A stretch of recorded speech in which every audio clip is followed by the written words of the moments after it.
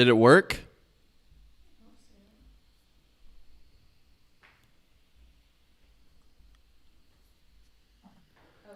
Is this stupid thing working? Yeah, it's supposed to be doing that right now.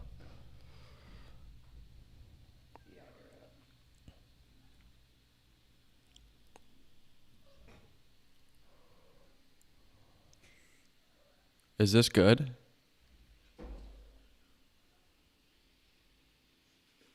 How far behind am I? It was quite a bit behind last time. Is this good? Okay, so not too bad.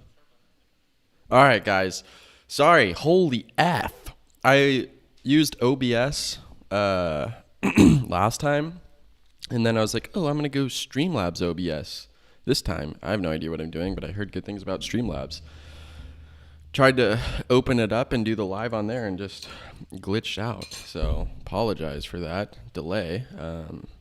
But here we are. We're live. And week 2 of the community gallery is full blown. Oh gosh, it's actually not because I didn't remove the password on the thing. Oh goodness. Oh, frick. Just blowing it so hard. All right. Oh god. All right. BraeHunziker.com/community is now live with week 2 of the community gallery. And you can hop over there and check it out. And that's going to be all for this week's live stream, guys. See you later. Just kidding. I'm just kidding. All right.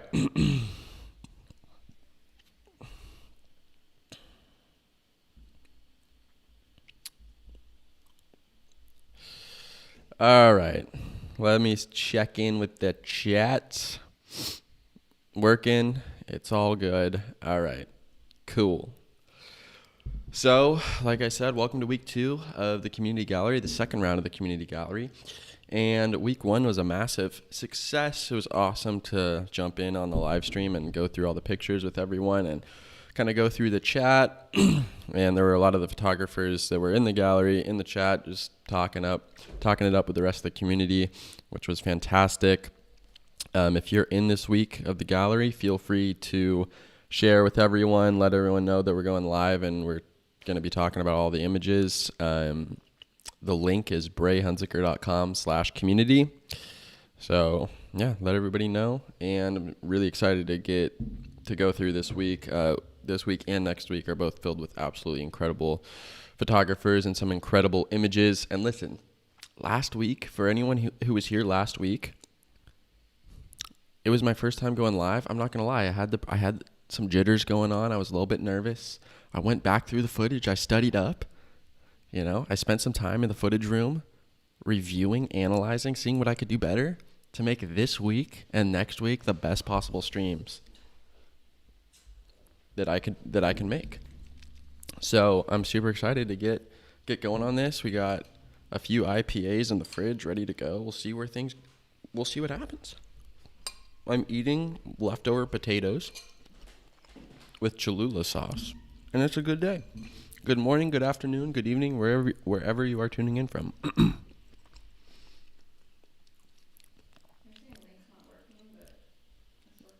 It should be working now. The link should be working. You might have to refresh, but it should definitely be working. I go to an incognito and go to BraeHunziker.com/community. Yeah, it's working now. Oh, the link in the bio isn't working, huh? Or link in the description. Okay.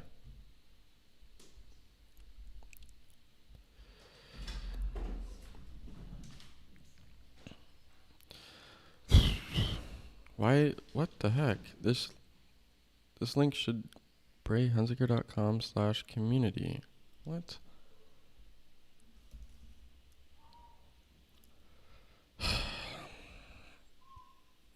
God, I just need to take a week and go through all this stuff and make sure it's ready to go. I just thought it would freaking work.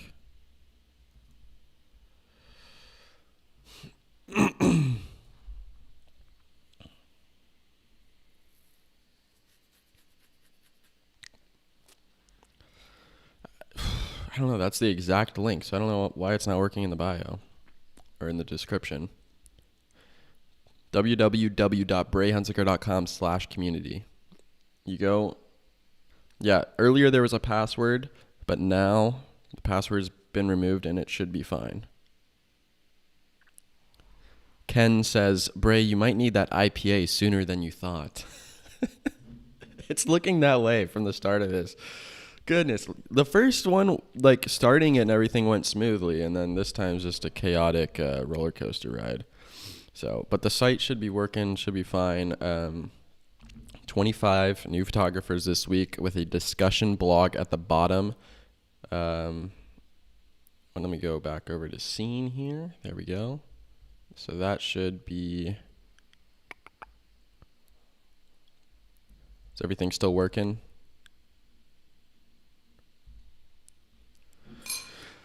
Got the gallery up right here. You guys should be able to see it now.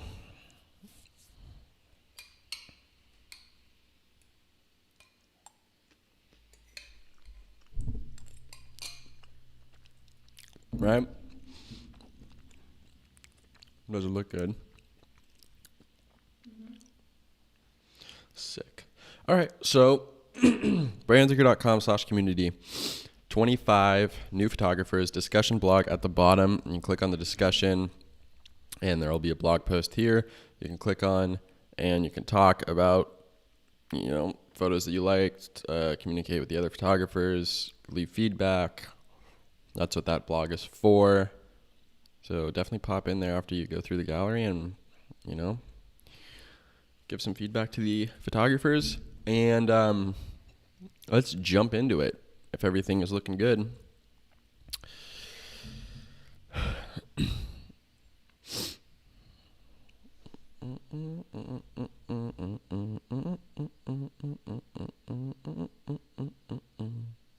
All right, cool. I think everything should be working. Let me know if it's not, but you should see my face in the bottom corner, and mic should be working, and you should see the web page up here. Is the chat frozen? Okay.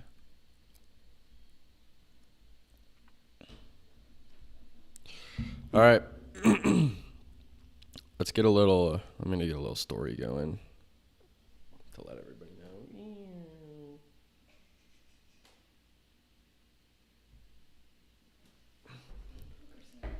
Yeah. We're live on YouTube to unveil week 2 of the community gallery. Come join. Okay. Thanks for the patience, everybody. Sorry. I got up earlier than last time too. Just to make sure everything was going well, and it's clearly not. So all right. Listen, guys, before we jump into things, I do have a quick question. How do you guys feel about mattresses on the floor of a bedroom? I have to ask. No bed frame, just the mattress on the floor. No box spring. Hold on. Don't mention that. Don't mention that yet. Guys, how do you feel about it? Just you plop the mattress on the ground. It's highly underrated, in my opinion. Highly underrated. Alicia keeps going, it's such a college thing. I can't believe you can't put a bed frame on your mattress. You're not in college anymore. I'm 24 years old. It's still perfectly acceptable. You've been there, done that. A little. Oh, no. Big nope. That equals bachelor life, mate. Oh, shit. I thought, okay, I'm clearly in the That's clearly a hot take. Heck no, we got spiders. That's what. Yeah, okay. All right, guys. All right. Looks aesthetic. Hey, there we go. But it's not the most comfortable. What do you mean it's not the most comfortable? It's the same thing as sleeping on a bed frame. How is it not? It's not like the bed frame adds extra, like, cushion. Okay, we'll let it rest. I'm clearly in the wrong here. I'll go get a freaking bed frame. Okay. So for anybody that wasn't here last week, the community gallery was something that I started. What? Oh, what are people saying? Oh, God damn it. All right.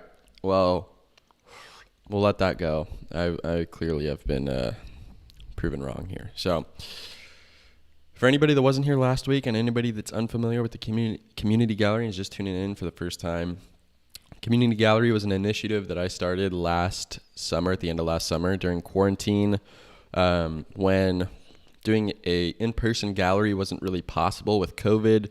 And on top of that, I wanted to host images and create a place for photographers to share their images with people who actually give a shit and care. What are people saying now? Oh my goodness.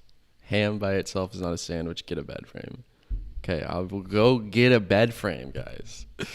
Anyway, it's an online gallery, and it's a place for photographers to share their work with people who genuinely care about photography and seeing some quality images and learning about the stories behind those photos on Instagram and other social media. It's very easy to scroll through and not take in what you're looking at. I'm guilty of it. I do it every day. These people are taking photos and taking time out of their day and putting in a lot of work to make these images. And Instagram's a great platform to share those images with others and get your work out there, but it's not a great platform for the people viewing the work because it doesn't really encourage long form discussion and real, intentional viewing of these photos that people are working so hard to make. Over the past 2 years of shooting film and getting back into still photography, I know how daunting it can be going out and taking some images that you're really proud of. It doesn't always happen. And so when you do and you put it on Instagram and it doesn't really feel like it's doing the photos justice. So that was the goal of the community gallery, and the first time was amazing. I wasn't really sure how many people I would get submissions from, and so I just said, first come, first serve. We'll open it up for a week, and everybody will get in. And within 3 days or 2 or 3 days, I got 150 submissions, and I was at my computer for 12 hours a day, 4 days straight, downloading everything, setting up the website, getting it all sorted, and working with the people to make sure the bios were right. And it just, as much as I want to do that and get everybody in here, I just don't have the time, unfortunately, anymore. And been working and had COVID through this and stuff, and it was just going to be impossible for me to get all 350 people that submitted images onto the website and onto the gallery, unfortunately. So, I went through everybody's submissions, and I didn't want to have any previous biases, so I really just went through the emails, didn't look at names, info, or anything like that. Just took a look at the contact sheet if you sent one, and if you didn't, I just looked at the folder that your images were in, just downloaded it and looked at it, and I want to get a wide variety of different work on here. And then after I made the final 75, the selection of the final 75, I went back through all the emails and took a look at everybody's info to add it to the web page. So I want to be fair about who gets on the gallery, and we will be doing more in the future. So if you didn't get in this time around, please don't worry about it, because there will be more opportunities down the road. So let's jump in to week 2, where we have 25 new photographers and some really diverse and incredible work on here. All right, so thank you everybody for being here and tuning in. We got We got some people from last week too. We got Rebecca, Jeremy, we got Daniel and Scott and Rudolph and Jill and Ken's in here. He's got some work this week in here. Brian's in here. We got, quite a few people in here. So, jumping into week 1, you guys should be able to see my screen, no? Yep. Okay. Starting off with Anthony Again, guys, if you weren't here for week 1, the name pronunciations are going to get rough, okay? It's just something you'll have to accept, and it's something that's going to happen. Anthony Perrose. Jumping in with week 2 of the gallery. So basically, we'll be clicking on all these people, all these photographers, and we'll be reading the bio, reading what they have to say about the images and the cameras, and then we'll just go through, and I'll just kind of be talking about what I enjoyed and why I thought these images, would fit well in the gallery. Hi, my name is Anthony Perrose. I'm a 22-year-old boy living in Switzerland. I love photography because it gives me a certain type of freedom. Most of the time I shoot my friends or things that surround me. I like to keep my shoot simple and spontaneous. All those images were shot on my Olympus MJU. I recently bought the... Is this the second time that somebody said Bronco? In week 1, somebody did a typo and said Bronco as well instead of Bronica. Recently bought the Bronco GS1, and I'm so excited to shoot with it. I think it'll boost me to go out of my comfort zone and also shoot more specific things. And Instagram is at Anthy_P. If you want to check out Anthony on Instagram.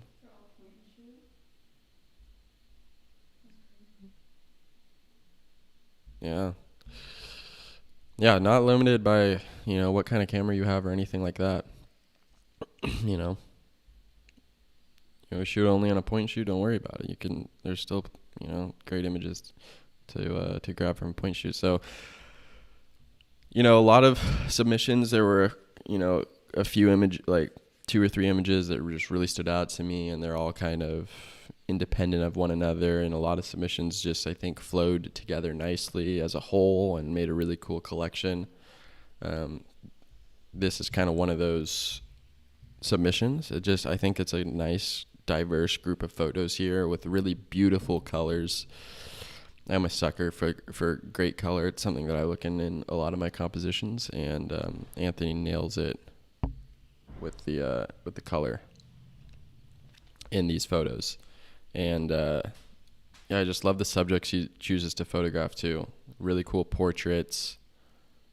I thought this one was really interesting because it's seems kind of like winter almost, with this snow-capped mountain in the background. And you got this lady in a bikini kind of walking up these stairs in a really interesting landscape. I loved that photo. And just really vibrant, beautiful colors, really tranquil kind of moments. Simple. Look at this kind of flare, framing subject's face during this sunset shot. And then this one's great too. This almost looks like there's a flash or something that went off to light her backside, because this is backlit during sunset. So very cool selection. And that is Anthony Perrose from Switzerland. Instagram is right here at Anthy_P. So go check out Anthony if you enjoyed that work. Next up, we got Brandon Holm. And Brandon is from the island of Guam.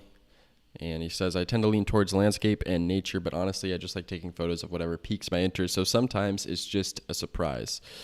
Instagram is right here. If you want to go check out Brandon on Instagram.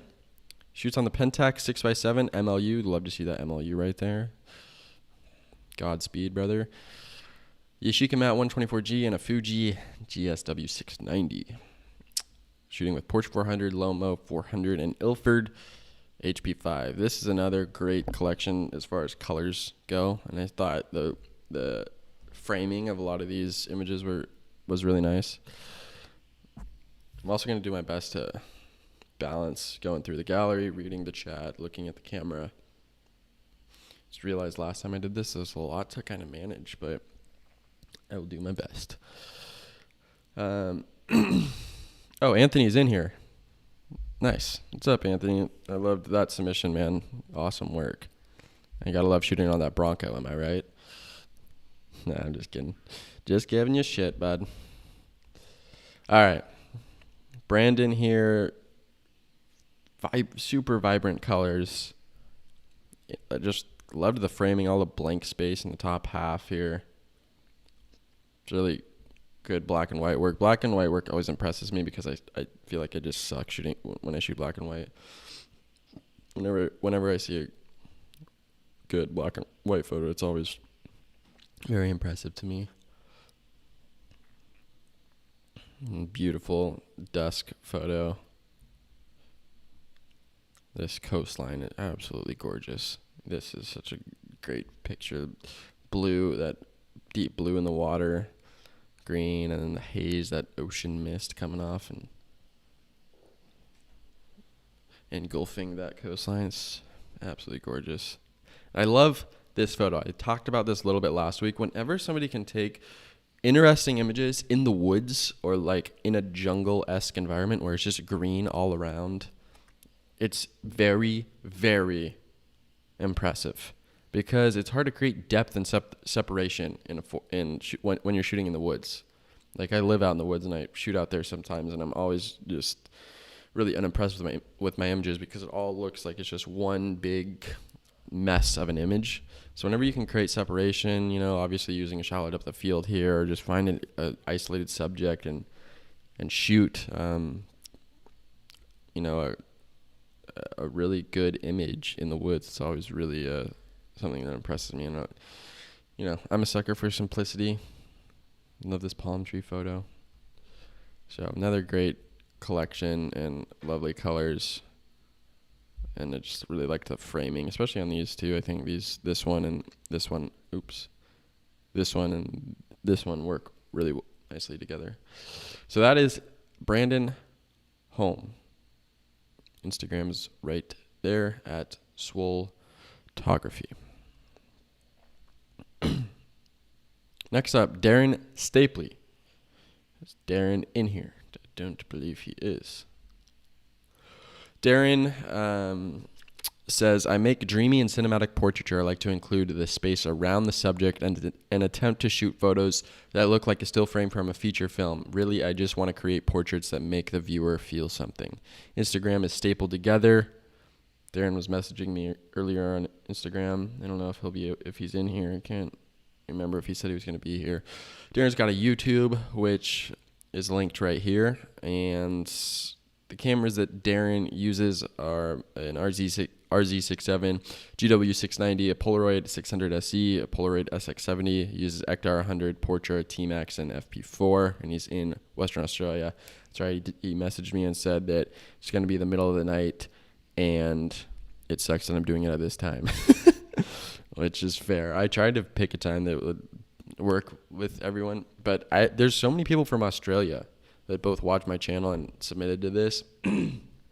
So maybe I should have tried to cater to all the Australian folk, but I don't know. So, yeah, these were really interesting photos because in a lot of them, the skin is almost blown out and bleached, but I think it works really nicely. And he definitely, when he says he tries to make dreamy and cinematic portraiture, that's exactly what Darren is doing. I mean, these portraits are all very interesting to look at, just with the style and what's going on, the motion blur here, the kind of overexposed bright flash look, the way he decides to pose, these subjects like this, just looks all dirty. It's those subtleties in portraiture that really can make or break a good photo. And then So this is kind of interesting. You get this perspective, and then on the next frame, you get this perspective. It's just like, I look at this, and it just looks like, oh, it's laying on some dirt laying on the ground. And then you jump over here, and it's like, oh, no, actually, it's laying on like a slope, you know? I thought that was really cool. Again, with the bleach kind of bright flash, that detail in the subject's eye, that's really cool. So, yeah, whenever somebody shows me some very, unique portraiture, it's always something that impresses me, because I feel like I struggle creatively when shooting portraits. So that's Darren Stapley at Stapled Together on Instagram. Check out his YouTube too, right there. All right, let me see what's going on in the chat here.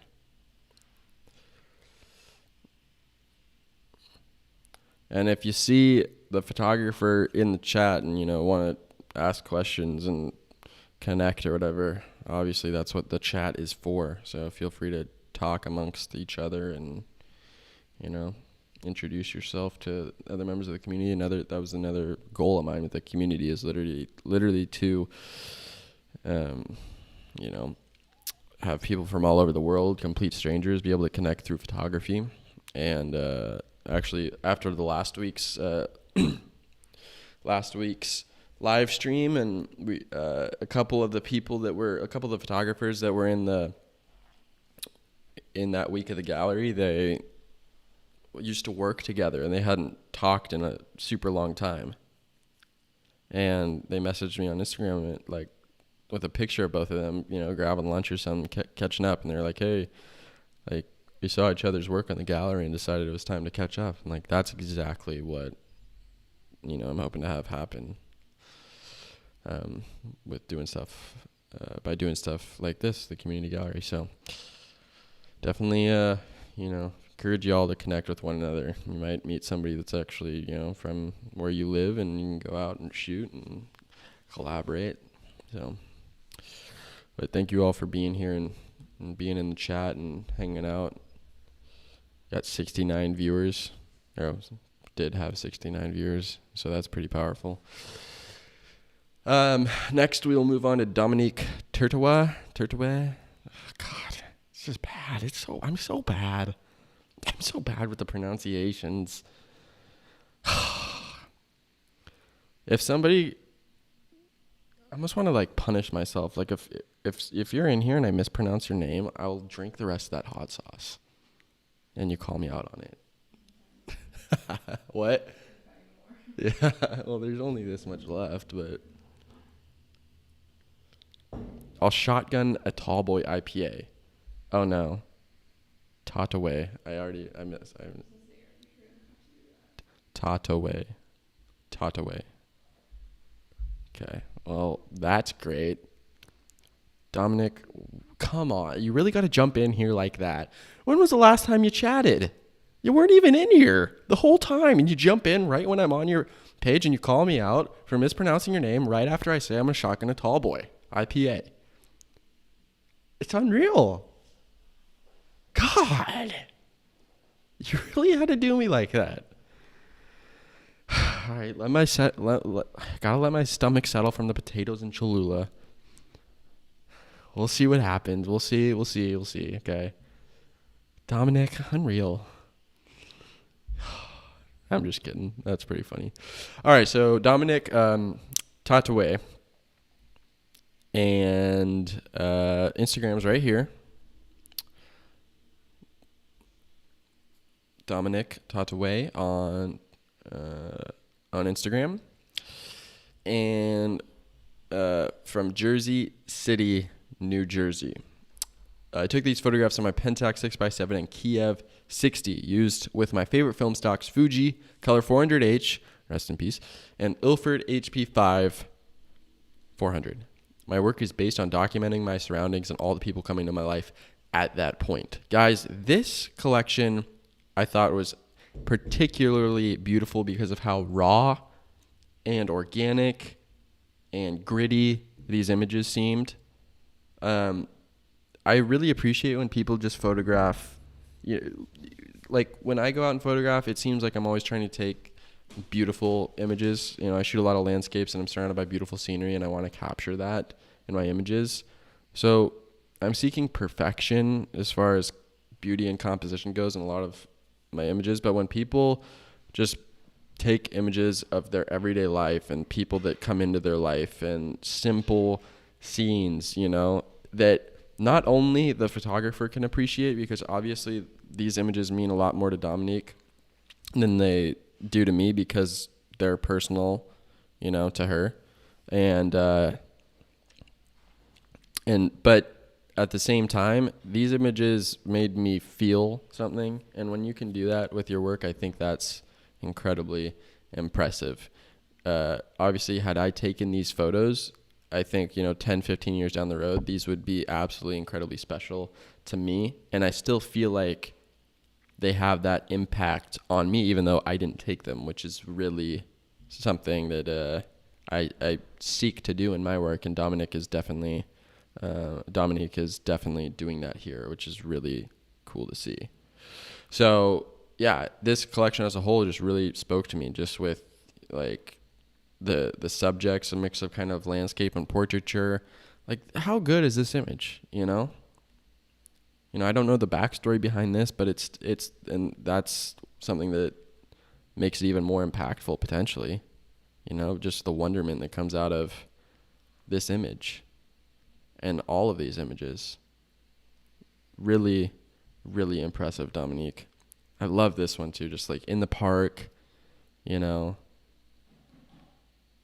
with all this chaos unfolding on the blanket with this picnic they got going on, and just people having fun, some buildings in the background like that. Oh, these images just are they capture what life is about. It's not all sunshine and rainbows. It's a mix of emotions, and that's what I felt with these pictures, all of them. This portrait's absolutely fantastic. I love this photo. This one too is like, this one just looks like a scene from an old movie that was shot on like 16 millimeter or something, just gritty, and not every image has to be clean and insanely high res and to be impactful and beautiful.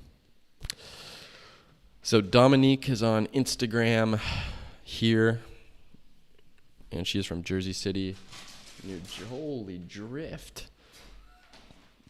Murph the cat is flying around this morning, but she's from Jersey City, New Jersey, and yeah, absolutely awesome collection. Moving on to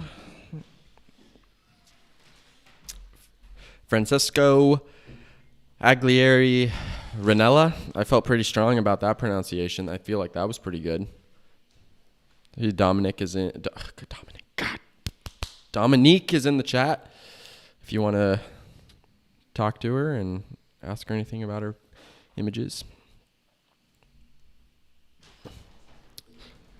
So we will be moving on to Francesco Aguirre Ranella, a.k.a. Takashi Takuchi.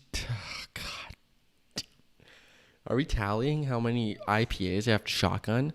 So we're up to 2 now, and it's not going to be a fun time for me.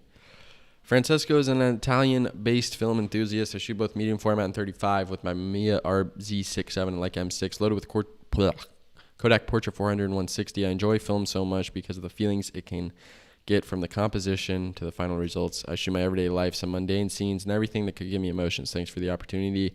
And IG right here is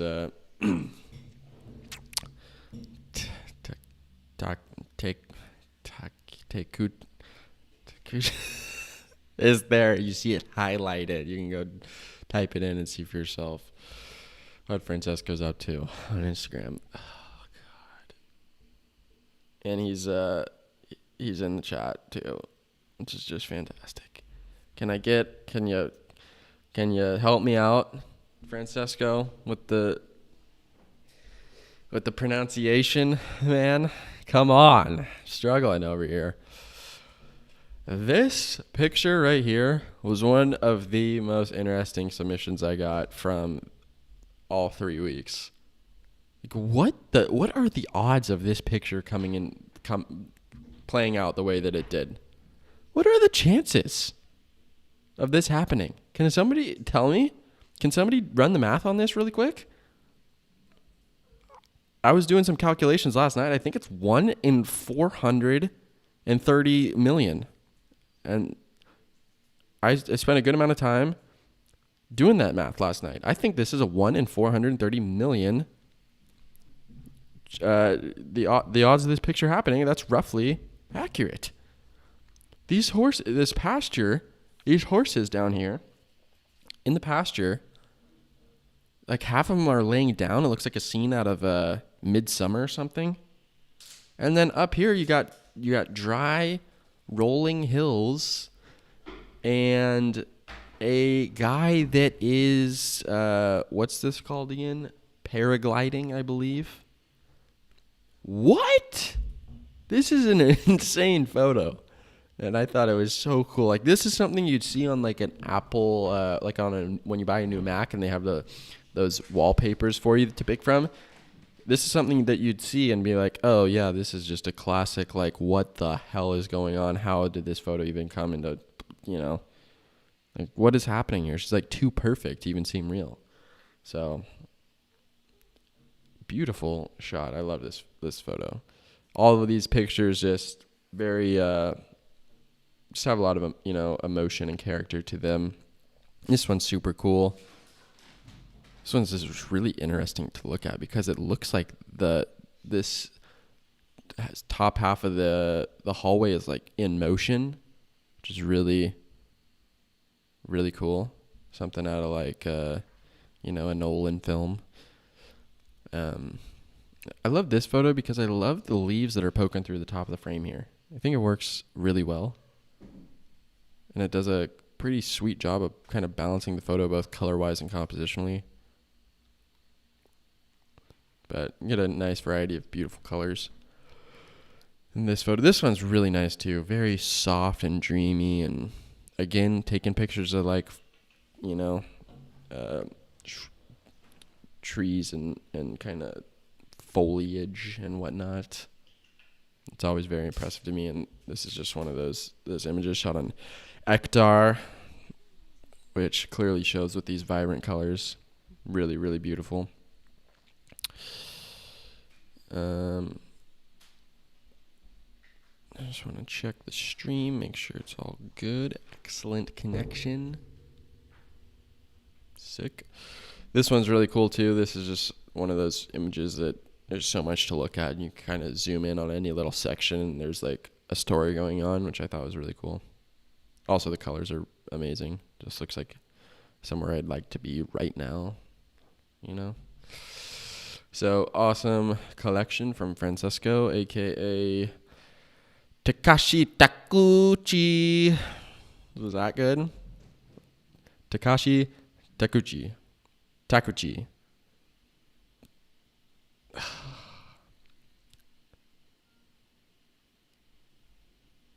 So, yeah.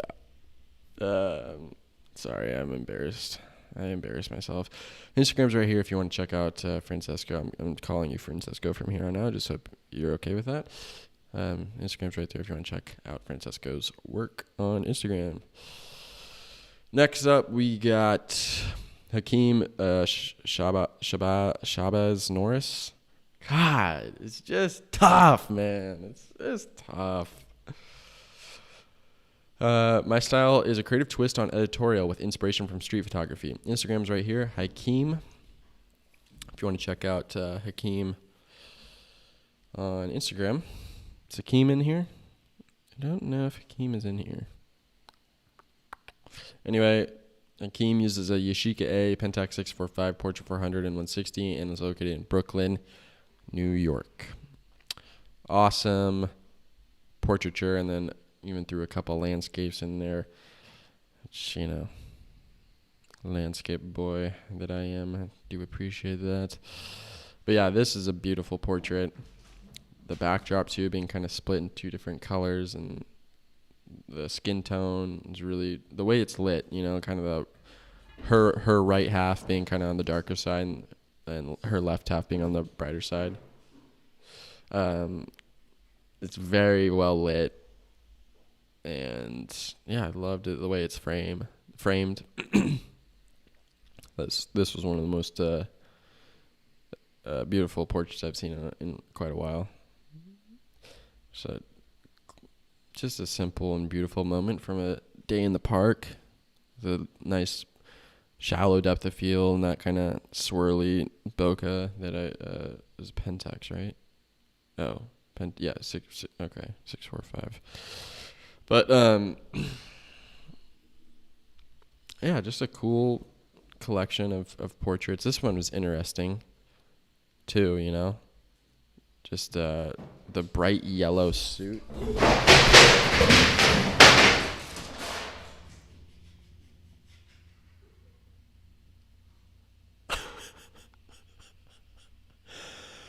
Holy shit. Oh my god. I knew that was Dude, holy. Murph the cat is fucking on one today. It didn't break? Thank God. Oh my god. Bro, I knew that was gonna happen. She has been wanting to do that for so long, and she finally did it, and it... Holy crap. It's chopped off my pampas grass. Oh my god. The cat just knocked over this huge mirror in the background. Jeremy goes, "Who just died?" Oh my goodness, Murph. That Oh, dude, that noise was bad. dude. That was nuts. Scott goes, "Never work with animals or children." Rudolph goes, "The cat is on his 6th IPA." Like obliterated. That's, oh my god. Yeah, I wish the camera was angled. If that happened in the background, that would have been so funny. Oh god. All right. Well, sorry for that brief intermission, everybody. Alicia, can you bring me an IPA after that one? The Mosaic Tallboy. Of course. Wow, yeah. Holy crap. All right. That was something else. Goodness. Sorry if that blasted your ears. Anyway, back to it. Wow. Okay, so this picture I just thought was interesting. Bright yellow suit, and then holding up these photographs. Or not photographs, but like they're like signs that you hold up at like an auction or something. But then they got images on it, like kind of thank you, kind of some risque images that this person's kind of holding up. And then look at the way the fingernails are painted too. I thought that was really cool. Cat's going to the. Hey, is it goulash or gulag? It's gulag, right? Whenever I played Warzone, I got a mix of both.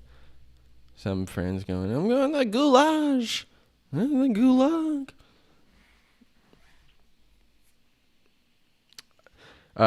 Dime 7. No, you can't upload right now. The submission process is already, like, the gallery's already live, and all the submissions are final right now. But this is just the second round of the community gallery, and I'll be doing more rounds in the future. So just keep an eye out on my Instagram or YouTube for an announcement, probably sometime in May or June, when the third round of the community gallery will go live. So yeah, just keep on the lookout. Oh my gosh, that mirror exploding just woke me up. I was getting a little box in, I felt like, and that just kind of snapped me. I'm ready to I'm ready to go. Ow.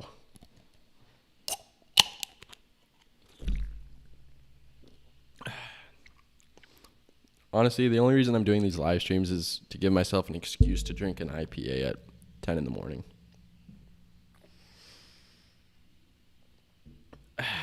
One could have goulash in the gulag. Okay. Good to know. Goulash is soup. It's a meal. I see. Okay. Thank you. That makes sense. One could have goulash in the gulag. See, Ken, I like your style, brother. I like your style.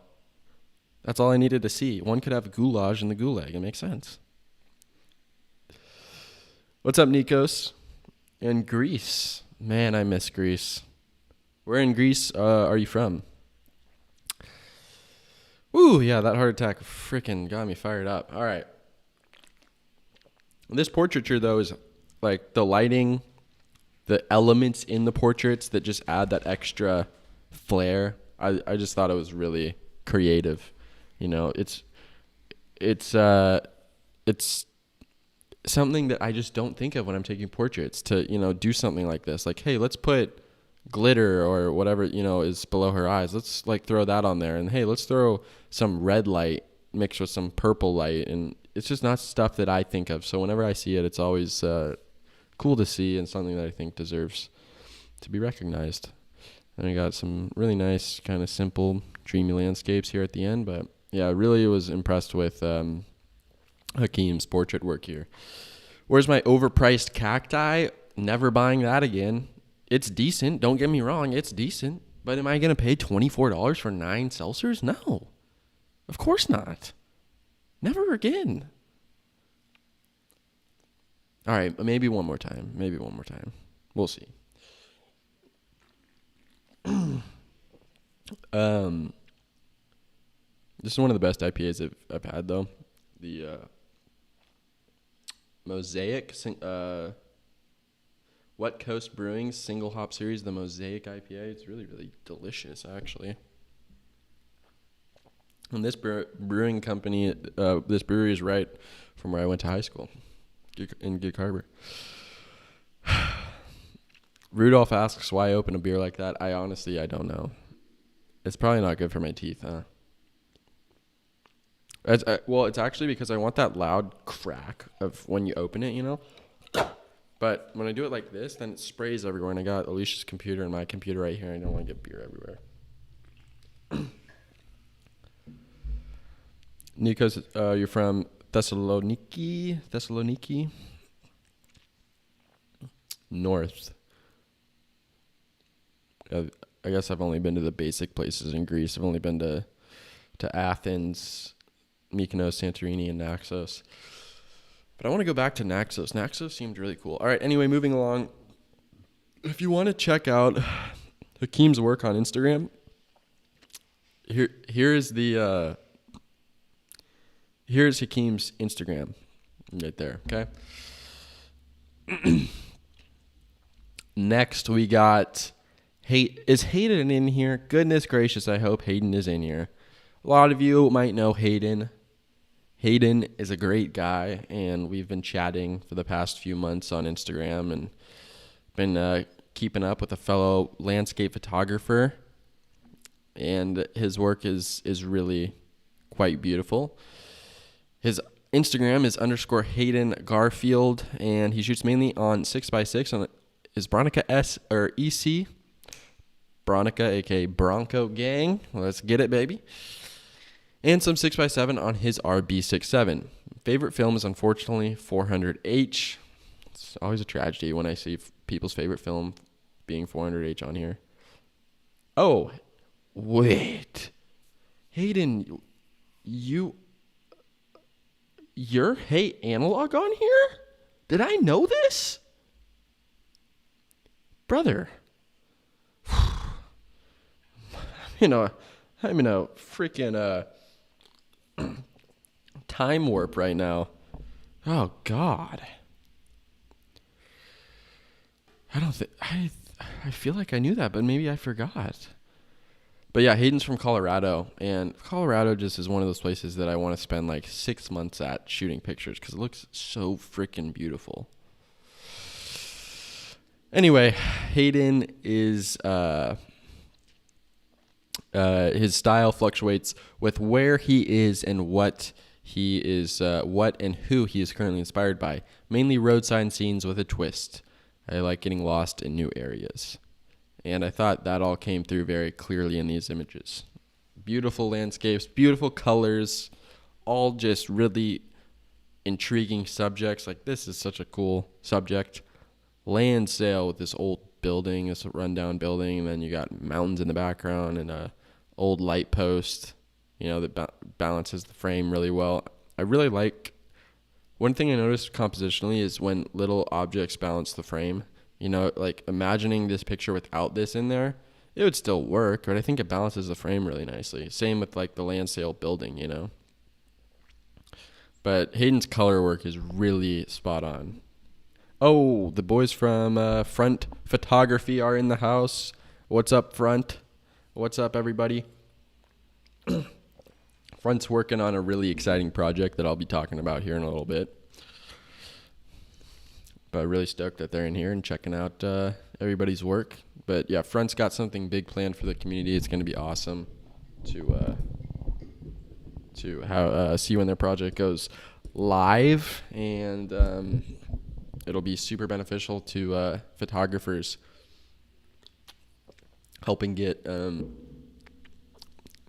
more work out in the community. And yeah, you should definitely check out Front on Instagram. But we'll be talking about their project here in a little bit. So, yeah, Hayden's got some really fantastic landscape images. This one is probably my favorite. This one's so good. Just the way the motel is engulfed by these snow-capped trees. And the colors. Guys, can we appreciate the color fluidity in this photo? The warm brick here, and then the warm motel sign. And then the green here, and kind of the green cast and the snow here. This picture is absolutely gorgeous. Hayden, this is something that I'm going to need a print of immediately. Okay, Venmo request me, please. So check out Hayden on Instagram if you haven't already. It's right there. And I believe, Hayden, you and your partner are making candles. Did I see that? You guys are making candles? Alicia and I are both really into candles, and I think I'm going to have to snag one. Can always appreciate somebody getting into some good quality candle work. So check out Hayden on Instagram, everybody. So next up, we got Ian Cowwood. And Ian has some more landscape images. These were really cool because, like, this one, okay, I'm getting ahead of myself. Let's go through the bio. I gotta always calm down here and go through the bio. I get a little bit too excited. All right, so Ian mainly shoots landscapes of wherever he's hiking or working in the mountains, predominantly interested in black and white photography. His Instagram's right here, ian.cowwood. The cameras he uses is a Nikon FE2 and film stocks Kodak Ektar 100 and Tri-X 400. It's located in northwest India, in the Himalaya range, in Zanskar. How cool! And these mountains that Ian is shooting they are damn impressive. These landscapes are stunning. This photo, though, I love this photo. This is something that could have been taken in, like, if maybe the clothes were just a little bit different. Something that seems like could have been taken in the late 1800s or something. This is such a beautiful picture. Black and white landscape photography is something that I think very few people can do right and have mastered. And by no means am I saying that Ian has mastered black and white landscape photography, but some of these black and white images are gorgeous, and I am quite jealous of them. Like, look at this. This is so cool. The black and white contrast in both literally the black and white film, but also the white mountain and then the bare black dry mountain. And then mixing in some portraiture of his environment and community that he lives in. This is just a really cool series that kind of, it's like, it almost feels like a docu-series put into images, you know? Ian's in here. That's awesome. Ian, dude, awesome work, man. These images are so great. And I love like that you mix these two portraits in with the landscapes, because I think it brings this whole collection together real seamlessly. So if you want to chat it up with Ian and follow Ian on Instagram, it's right here at ian.cowwood. Great stuff, man, and awesome black and white work. Next up, we have another interesting collection of images. This collection as a whole was something I hadn't really seen before, and I thought deserved some attention. Jackson Harrington at Jackson106 on Instagram. He's 18 years old, everybody. Again, I didn't look at any of the info when I was going through the pictures. I just saw the pictures, wanted to get some diverse work up here. And I went back and I saw this kid's 18 years old. You know what I was doing at 18 years old? Not taking beautiful images with a intriguing storyline behind them, I'll tell you that much. I was climbing rooftops and taking HDR oversaturated portraits to make myself seem like a badass at 18 years old, because my ego was inflated to the fucking moon, you know? Jackson Harrington's out here doing humble and honest photography with intriguing storylines at 18 years old. Can we appreciate that? All right. Goodness gracious. Ken goes, Brae, FYI, you inspired me to start day drinking today. I don't know if I'm proud to inspire you to do that, but it's Sunday. The community gallery week 2 is live, and it's a good excuse to crack one open in the middle of the day. Okay? If you got a beverage, if you're of legal drinking age, I encourage you to grab a beverage and enjoy.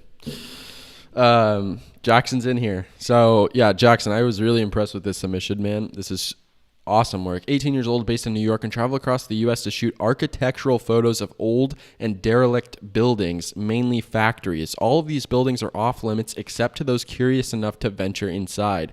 Shot on my RB67 and RZ67 with Portra 160, Ektar 100, or Reala. I have never heard of this film stock. Reala 100. But the fact, it's so cool that these all tie into one another, and they're really interesting to look at too.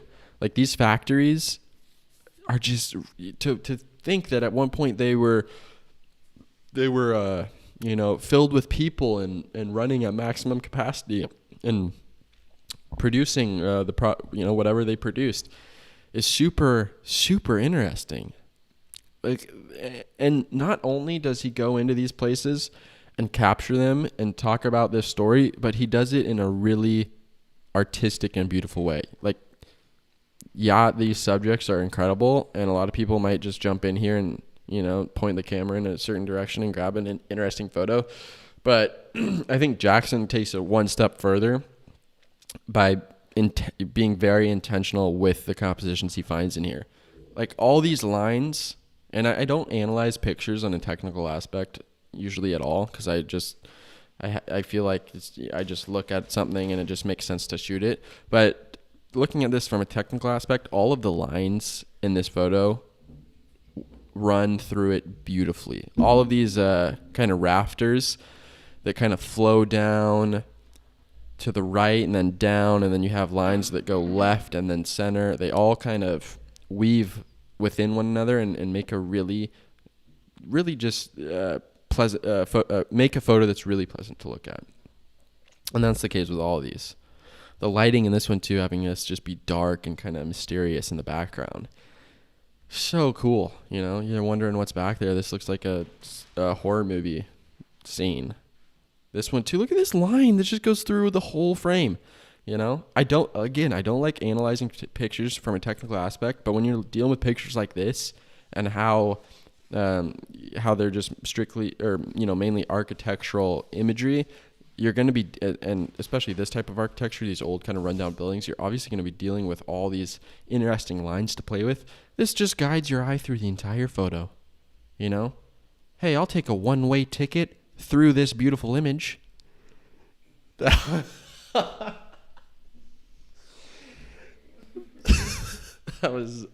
was pretty bad. That was a bad one. I'll take a one-way ticket through this beautiful image. I will, though. God damn. You bet I will. Oh, man. But, yeah, that's kind of the case with all these. This one's cool. This one reminded me of Chernobyl, the miniseries on HBO. That was bad. That was one of my worst. Like, what would you call that? A dad joke? I don't know. That was bad. That was one of my worst ones of all time.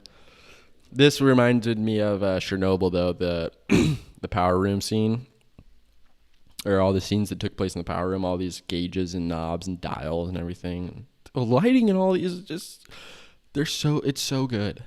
This, guys, come on. Can we appreciate this photo? This is, oh my God, it's just the line, like, Jackson has potentially mastered leading lines, you know? God, it's so good. This one too, just the pattern, the repetition, these pillars, so cool. But yeah, I thought this collection was really interesting because it's something I've never seen before, you know? Brae speaks pickup lines to his negatives.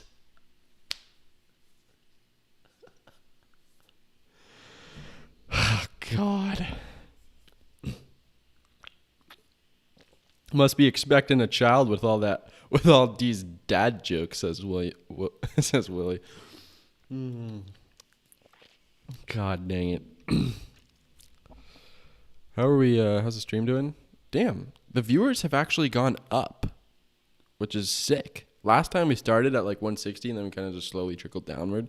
Today we started like 60, and kind of slowly trickling upward. That's pretty awesome. So Jackson. At Jackson, no C, right there. I've highlighted the Instagram. I would highly recommend you go over and check out Jackson's work on Instagram because it's just something that you don't see every day, and I can appreciate that in a world of in the world of film photography. It's easy to get kind of oversaturated with the same kind of subjects and style, and I think Jackson's kind of breaking the mold a little bit with this type of work. So very cool submission from Jackson. Let's move it along to Jan Ernst. Jan Otis Ernst. The artistic capability of Jan is through the roof. Just being able to capture, they're all scenes that only an experienced photographer, you know, can really make look interesting. I think, you know, this is so cool because you got real high contrast. And sorry, I skipped the bio. I'm just getting way too excited here. Jan Otis Ernst. My photography style is mainly landscape oriented, but also do a lot of candid photography and street photography. In this selection, I focused mainly on my landscape pictures from last year, as it was quite hard to do candid photography and street photography during lockdown. You'll find more candid photography and street photography on my Instagram account, which is listed here at Otis Ernst. Currently based in Denmark, shoots on an RZ67 and Pro 400H. A lot of 400H users in this round. You do hate to see that. Yeah, and looks like the permanent, you know, home of Jan is. Or is it Jan? Oh, God, it might be Jan because we're dealing with Europeans over here. Oh, no. It's probably Jan, huh? Or is it Jan? It's got to be Jan. It's highly unfortunate. Okay. What is that? 3 IPAs after shotgun now? But, yeah, Jan is based in Denmark. And Denmark's a beautiful country. I've been there once, and it was a long time ago. But I went to a theme park, an amusement park there that was quite popular, I believe. It was really fun. Also played in a soccer tournament called the Dana Cup over there when I was like 12. Very fun experience. Anyway, going back to this landscape work, all just, like this is like this frame right here is something that I personally would look at and not even think to take a picture of. But Jan, I'm going to go with Jan because I think it just sounds more Euro. And it's pretty, like, Jan is sick. I would name my kid Jan, honestly. And this is something that, I would look at and be like, no, this is not a picture. But Jan looks at it and goes, yeah, it is a picture. And then captures it beautifully. Like, look at the way it's just split right down the middle, diagonally. Dark, light, some neutral colors in the middle. Beautiful lighting. This one's so, like, the neon, and just how, what's the word I'm looking for? All the lines are just straight and it looks so well put together, colors-wise as well. Really, really gorgeous. Come on, the clouds here. Jan's over here paying off Mother Nature for beautiful clouds. It's unreal. The IPA do be hitting. It do be hitting. So, yeah, just like, look at the lighting on the railing. Jan, what are you doing? Who's your guy? Who's your connect to get this kind of lighting and get this kind of these? Put me in touch. It's unreal. I saw these are cows, and I saw this kind of cow for the first time in Lofoten, Norway, like 4 years ago, and they are so chill. You just walk right up to them, taking pictures, taking video of these cows. Like, how do they see? Like these cows hit one too many blunts, and they're just vibing. Like, how do they see? They got hair in their eyes. It's really cool. But yeah, all of these images are pictures that I feel like I could look at for 30 minutes, And I want all of which I feel like I want as print. So awesome work from Jan Ernst, who you should check out on Instagram at Otis Ernst. All right, moving on to Jill. Jill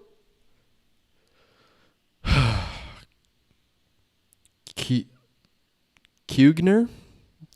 I'm pretty confident that I got that one right. Jill Kugner. I'm feeling good about that one. It's pronounced Jan. Hey, let's go. I'm pretty good. In the wise words of the code man, that's pretty good. All right, catching up with the chat really quick. Must be. That's one of my favorite comments from the day from William. Must be expecting a child with all these dad jokes. That is classic.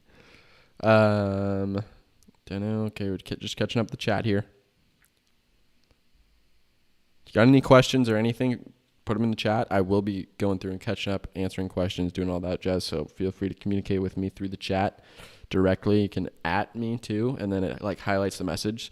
But I don't want everyone highlighting me, But like if you do have a question or whatever, then the message comes up and it's highlighted. So that's just like a pro tip from my very experienced streaming career. Rest in peace, all the photographers being shared in the last hour of the live. Brae will be slurring. Yeah, Scott. Scott's over here preaching as usual.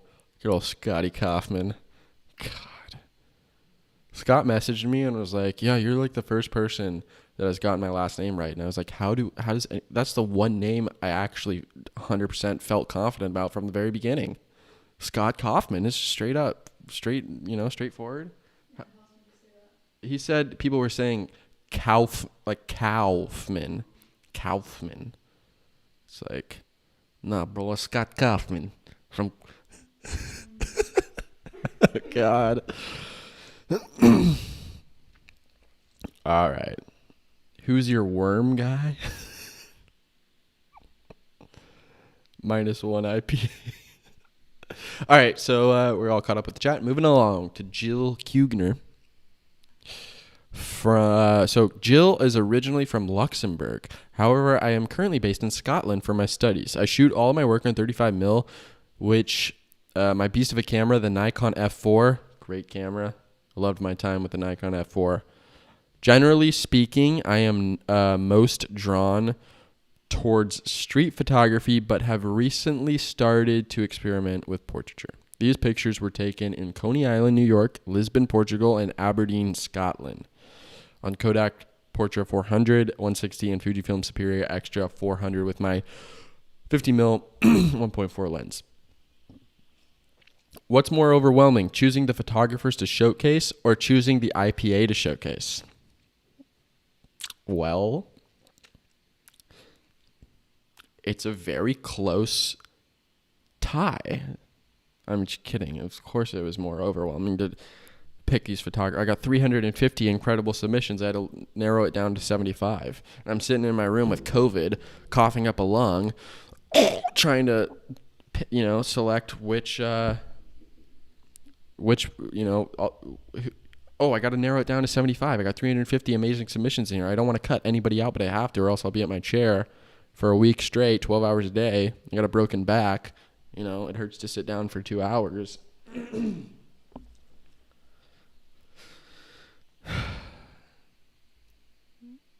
So, yeah. The picking these, narrowing it down to 75.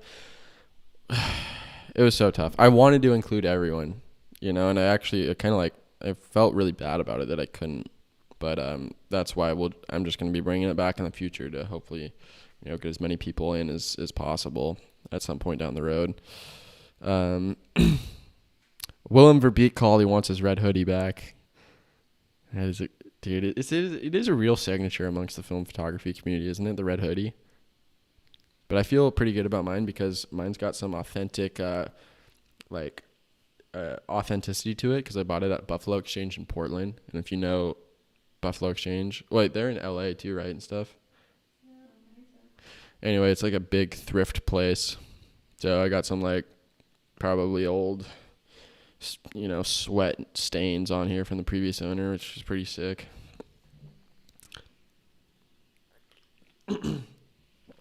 All right, so Jill has a. I thought these were just. What's the word I'm looking for?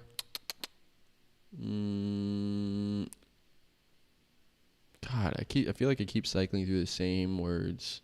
My vocabulary needs to start expanding. I think it starts expanding on the second IPA. I still got a ways to go. This collection from Jill I thought was very it's the words on the tip of my tongue. Okay, whatever. I'll think about it. I'll think of it in a second. But I can't even function without, because when it's literally right here. It's right there. It's just when somebody doesn't feel the need to do anything other than what they believe in. Yeah, it's authentic, but it was different a little bit, but it's basically authentic. It's just very unrestricted photography, doesn't. I feel like Jill just doesn't feel the need to filter anything. That's kind of what I'm trying to say. You keep looking at me. Honest photography. There we go. That's good. And just cool too to see this Coney Island and these places, Coney Island, Lisbon, and Aberdeen, all places I have never been. And I think all these photos are very, very true, and as Alicia just helped him with, honest to the environment that Jill was in when she took these pictures. Is Jill in here? Oh, hey, Jill's in here. Did I get that last name right, Jill? Kugner?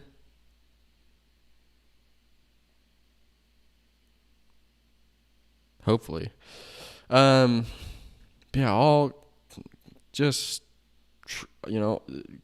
honest pictures from these places. This one's so cool. This picture is so cool. Divided right down the middle. Two different people just standing on this corner of this building on each edge. This reminds me of a picture that I took in I'm not going to pull it up, but it reminds me of a picture that I took in Dublin at the Temple Bar, and it was like right in front of the Temple Bar on a bench, and there were two people. Like, one was young, had his cell phone out, and just kind of embodied everything about our generation. And the other guy was really old and had like a pipe and was wearing sandals and reading a newspaper or something like that. And it was like the older generation. It's one of my favorite pictures I've ever taken. But this reminds me a lot of that picture. Just like two people, different stories, just kind of standing on the corner of the building. It's like they're both right next to each other, but they're both separated. Really cool. And then this might be my favorite picture from the collection. This is so cool. The shallowed up the field too, and nailing focus on this guy playing the saxophone. I'm no musical artist, but I do believe that do be a saxophone. Am I not correct? Yeah, that's it right there, saxophone. Right? Yes. Yep, I got the confirmation from Alicia, who plays the saxophone. So yeah, that was a great picture, and all these are great pictures from Jill Kugner, and her Instagram is @shutters_speak. I think my chat might be like a little bit frozen, or I don't know. Yeah, that could be it too. All right. So moving along, from Jill to Ken. Ken's been in here the whole time, and I gotta respect that for hanging with me for what? It's been about a little over an hour now, and Ken's still in here hanging out. That is that's a true friend right there, Ken. But listen, guys, Ken. I don't have enough good things to say about Ken, because Ken, he reached out to me on Instagram, and just, he mentioned how much he appreciated the community gallery. And Ken's someone who has a lot more experience than I do, both in life and with photography. And I always admire, I have had this happen a few times, people who just have been through a lot more than I've been through. But they still appreciate, when somebody younger than them and stuff is, just I'm somebody who, when I think of people younger than me, I just immediately think, oh, they're immature and they don't know what they're doing, and I'm just gonna neglect. Like, that's like, as bad as that sounds to say. Thank you, Ken. I was dancing around it the whole time, and now I feel, no, I'm kidding. But you get what I'm trying to say. When I think of people that are like younger than me, like when I think of high schoolers, I'm just, oh, young, dumb, running around with like a chicken with its head cut off, not knowing what they're doing. So I just thought it was cool that, Ken reached out to me, and he appreciated what I was doing, and didn't, treat me like some young ignorant kid like a lot of people do sometimes. And it's just something that I really admired and thought was really, really cool. So Ken, I really appreciate you submitting, and I really appreciate the kind words. And all around, Ken, just, I've obviously never met Ken, but from the messages that we've sent back, he just seems like a really great guy, and the images that he submitted were absolutely incredible as well. So yeah, I was just super stoked to chat with Ken and get these images sent from him, because it's like I keep kind of thinking about these goals that I had with the community gallery as I go along. Another goal was, I am more than interested in finding other photographers that I am unaware of that are producing absolutely incredible work that I can go and follow on Instagram and keep up with. So part of it was kind of like a selfish thing on my end, just because I wanted to see who was out there making awesome pictures, because I'm always going through Instagram looking for new people to follow and new people to draw inspiration from, but it's hard to find people that are making intriguing work and and different work and stuff that I really enjoy. And so with the community gallery, I was like, oh, I'm gonna get a lot of submissions from people that I just don't know and I've never seen before, that I can go and keep up with and keep in touch with and use as inspiration, and Ken is a prime example of that. So let's jump into Ken's bio here. Ken Mcquade, he's an architect, and I'm drawn to photographing the quiet, authentic, purposeful buildings and environments of the upper Midwest. I hope that showing these often overlooked places in a beautiful way will help people appreciate them more before they're gone. And his Instagram is at ken.mcquade. Guys, I highly recommend you go and check out Ken's Instagram, because he's got some absolutely fantastic work similar to what you've seen here on the gallery, as well as more. And he shoots with a Pentax 6.7 and mostly Portrait 400, which I can of course relate to. He's located in Minneapolis, Minnesota. It's a place I've never been, and have seen few pictures of Minnesota, I think, and other places that Ken photographs. So guys, this collection, I mean, I'm just scrolling through and you can see how beautiful this collection of images is. Both from a color standpoint, all just work really nicely together from a color standpoint, and then also just how great these compositions are, and these all are compositions that are fun to look at, because I don't look at these compositions and think about the technical aspects of the photos, right? Like earlier, I was kind of talking about leading lines and stuff like that, which are, those types of images are super fun for me to look at, because it's something that I feel super uncomfortable with and unfamiliar with as far as how I go and photograph things. So when I see people kind of utilizing leading lines and making it real clear in the image, I think that's super cool, because I just have no idea how to do that. But I think Ken is kind of similar to me, and I'm kind of maybe speaking on Ken's behalf here, but as far as not looking at images in a technical aspect, you just kind of look at something that you is just an intriguing photo. That's 99% of what I photograph, is I see something that I know I want to take a picture of, and then it's just kind of all about walking around and moving around with the camera to find that right frame that makes sense. And I think that's something that just only photographers kind of have, that photographic eye. A lot of people see cool things, and photographers see cool things and then know how to capture it in a beautiful way. And that's exactly what Ken does with these pictures. Like all these old buildings that are just subtle and mundane, like he said in his description, in his bio, but he captures them in such a beautiful way and really shines a light on them, and makes, like, even me, somebody who's never been out here, somebody who's never experienced any of these places, I appreciate these pictures a lot. Like, this is such a cool picture. If I had taken this picture, I would have for sure shot it at like f11 or something like that and just gotten everything in focus. But I love how Ken isolated this red car. Just brings your eye right to that car, makes it pop, stand out from the rest of the frame.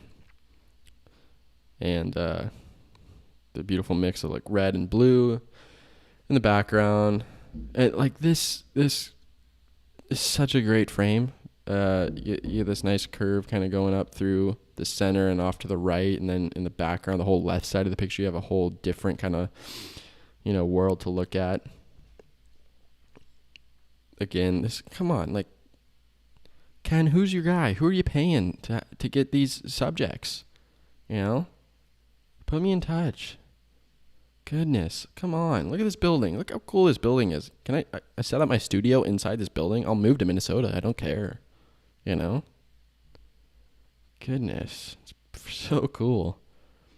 This old train, rail yard, whatever this is. I mean, these are all places that a normal person would go and be like, what the hell is this and why am I here?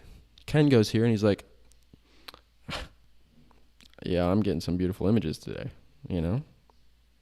I think that is so cool. But yeah, I was just really, really stoked to find Ken and you know, I saw his submission. He reached out and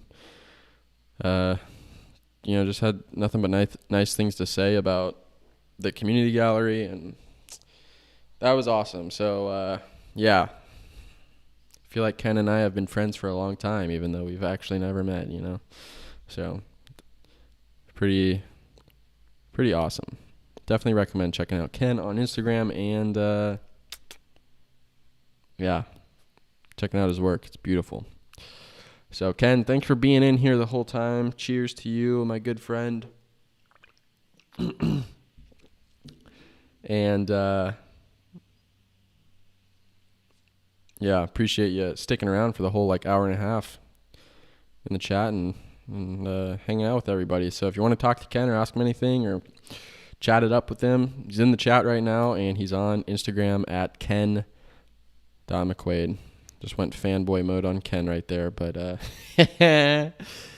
he deserves it. Wow, it's reciprocated. You love to see that. All right, moving along to Kyle Gonzalez. Kyle is on Instagram at Kyle Gonzalez, and he's located in Brooklyn, New York. Guys, I just want to take a minute to appreciate Kyle's bio here. Just straight to the point, plain simple, exactly the format that I asked for in the submission.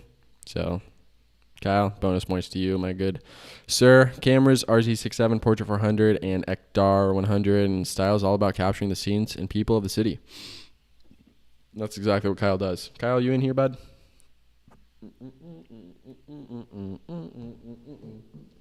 I don't think Kyle is in here, but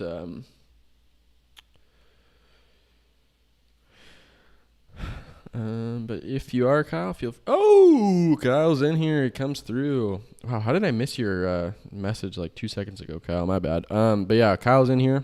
It's awesome when we get the photographers in the chat so people can talk and communicate. But Kyle's got a really nice collection from New York, you know, and New York's a place I've never been. I always love seeing pictures of New York because although there's a lot of photographers there, and, you know, I got a lot of submissions from New York, and I see a lot of pictures from New York on a day-to-day basis, they all are managed to be different. It seems like a very, very diverse city, both in terms of the people, architecture, and what you see on a day-to-day basis.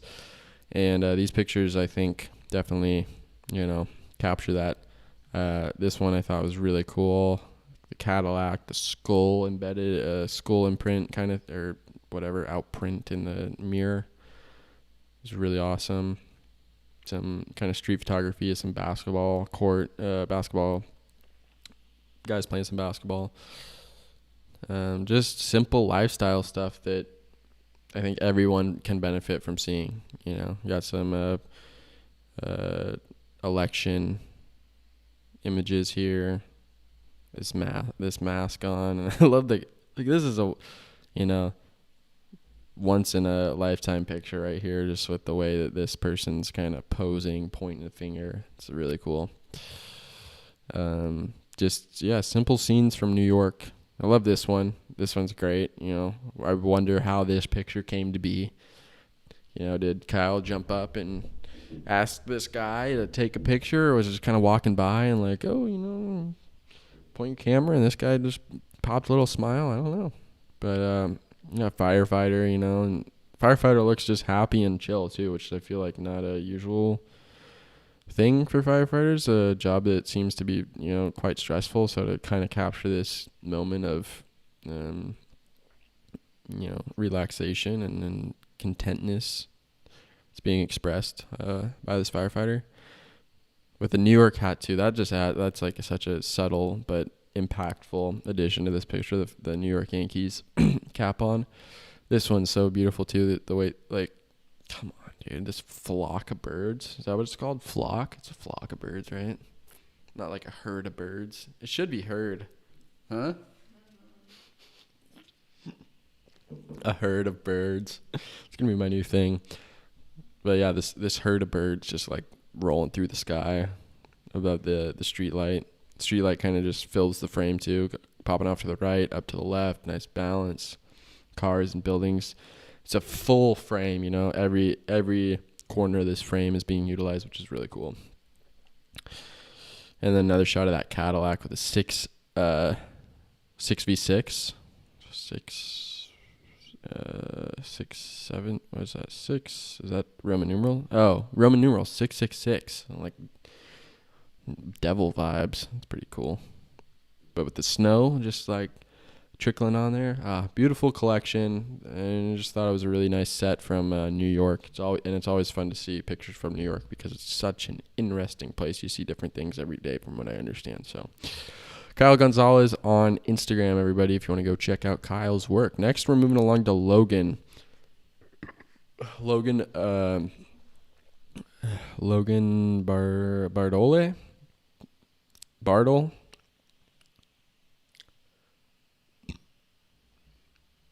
Logan Bard, I don't know. That might be 4 IPAs to shotgun from that pronunciation. But Logan is always photographing anything that grabs his attention. I love to wander small rural towns and see what gems lie within them. And his Instagram is at lungs01.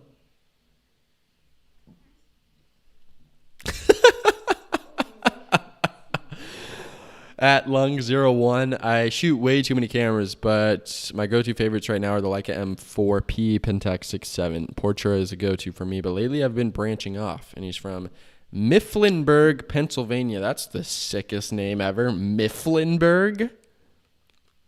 Is that real? Mifflinburg. It's like Dunder Mifflinburg. That's where they should have, that's where this freaking... That's where the office should have been. Wait, where was the office? What was the town called? Scranton, that's right.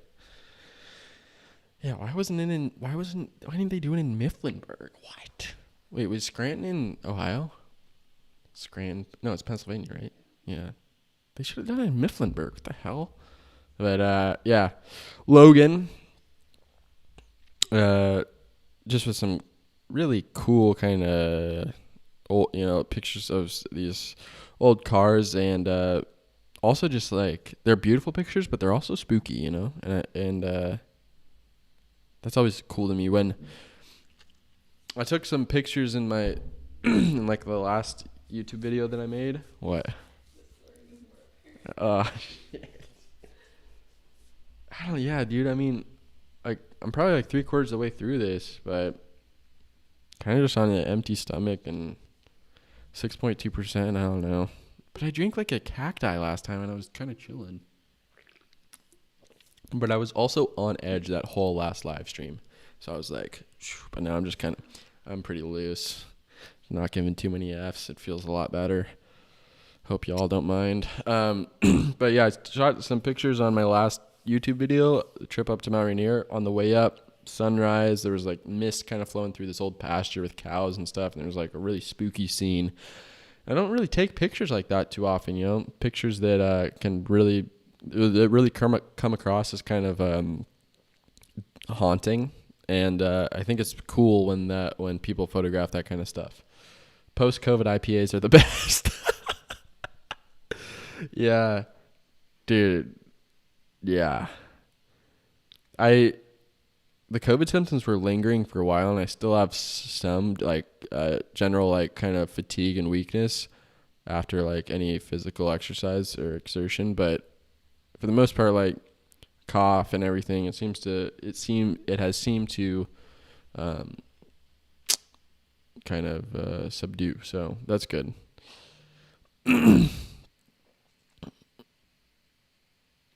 Are we going to get that "Man, I Love You Guys" drunk, Brae? Well, we'll see. I don't know. If I crack open another one of these IPAs, guys, we're going to be in for a fucking ride. You should come drink in Belgium My friends and I are literally talking about trying to do a trip end of summer, depending on how things are looking as far as COVID goes. But I want to do a trip, and I want to meet up with as many people in Europe, because I know there's a lot of people from Europe and stuff that watch the channel. So,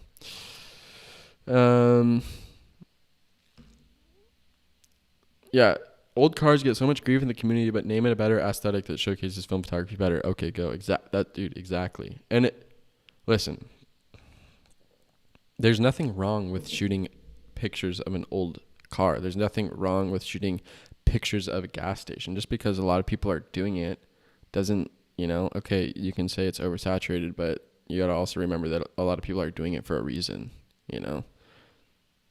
Like, the images are, for me at least, they're always fun to look at. So I don't think just because the community labels something as oversaturated and boring should limit you from going out and taking pictures of things that genuinely interest you, And again, film photography lends itself really nicely to scenes and subjects like this. So, that being said, is it fun to go out and try to challenge yourself creatively and maybe shoot stuff that you're not comfortable with or isn't always seen on Instagram and stuff like that? Sure, but I think people overthink and overanalyze photography too much. If you enjoy shooting it and you have fun shooting it, just go out and do it, Do it for yourself, not for others. People are so hypercritical these days, and it's hard to, like, any picture you take, somebody's going to find something that they don't like about it or a way to, give you shit about it. So what can you do? But all these pictures are really cool. Just the lighting, like this pink light that's coming in from the left here on this frame is so cool. This old church. I mean, again, the lighting, this is not to get too philosophical here, but the fact that the graveyard in front of this church is dark and in the shadows, and then the church is in the light, that's pretty, that's pretty incredible from a technical and metaphorical, philosophical viewpoint. Like, the whole graveyard is like dark and in the shadows and spooky, and then the church is like bright and in the light, That's so cool.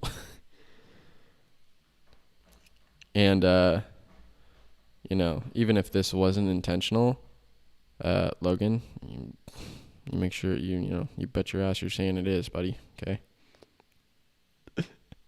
That's something that I would shoot, right? Like, I would shoot this, and then I'd be like, and then 2 weeks later, somebody would be like, I love what you did with the church being in the light and then the graveyard being in the dark, capturing it at that time of the day was such a brilliant move. And I'd be like, yeah, it was, God, yeah, that's exactly what I was going for.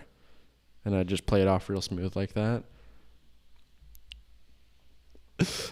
So funny when you post a photo and everyone's finding all this deep philosophical stuff about it, and you're like, I just took the picture because it looked cool, But either way, I think that is a really cool cool picture. And yeah, this is just a really great collection. And recently, like I said, just seems like all the old cars and gas station stuff's been taking a lot of shit in the community for being oversaturated, and that doesn't, I don't care. People are taking great, beautiful images of these subjects. And I wanted to highlight that here. Come on, going to a graveyard and taking pictures, a cemetery. Oh, I don't know if everybody's got the guts to do that at night. It's pretty cool. And all these are lit just really interestingly. There's a fog in the background, adds to the ambiance. This picture, come on. Does it really get much better than this? The color, the haze, the lighting, it's so even throughout the whole frame. You got this kind of thicker tree and this thicker tree on the left and right side to balance the frame, and then you got this curved what is this? What do you call this? A tombstone? Like kind of on an angle coming up, splitting the frame down the middle. It's beautiful. It's awesome. So yeah, this is a really great collection from Logan here. And if you want to follow Logan on Instagram, you can at lungs01. How are we doing? Oh God, this is going slower than the last one, huh? 1, 2, 3, 4, 5, 6, 7, 8, 9, 10, or like halfway through. Oh no. Yeah. Well, hope you guys don't mind a longer stream, and I'm just vibing, chilling. The longer the stream, the more IPAs we can drink, eh? All right, let me catch up with the comments really quick. Oh, Logan's in here. Nice. Sorry, didn't even see that, Logan, but awesome stuff. Awesome pictures. You should know. Wait, those were on the X-Pan? What? Hold on, let me go back. X-Pan? Huh? Wait, did I miss something? Oh, the camera you just picked up. I see. Yeah. Wait, man. Grabbing an X-Pan. That's like, should I make another one-way ticket joke? Grabbing an X-Pan's like a one-way ticket to Cinemaville.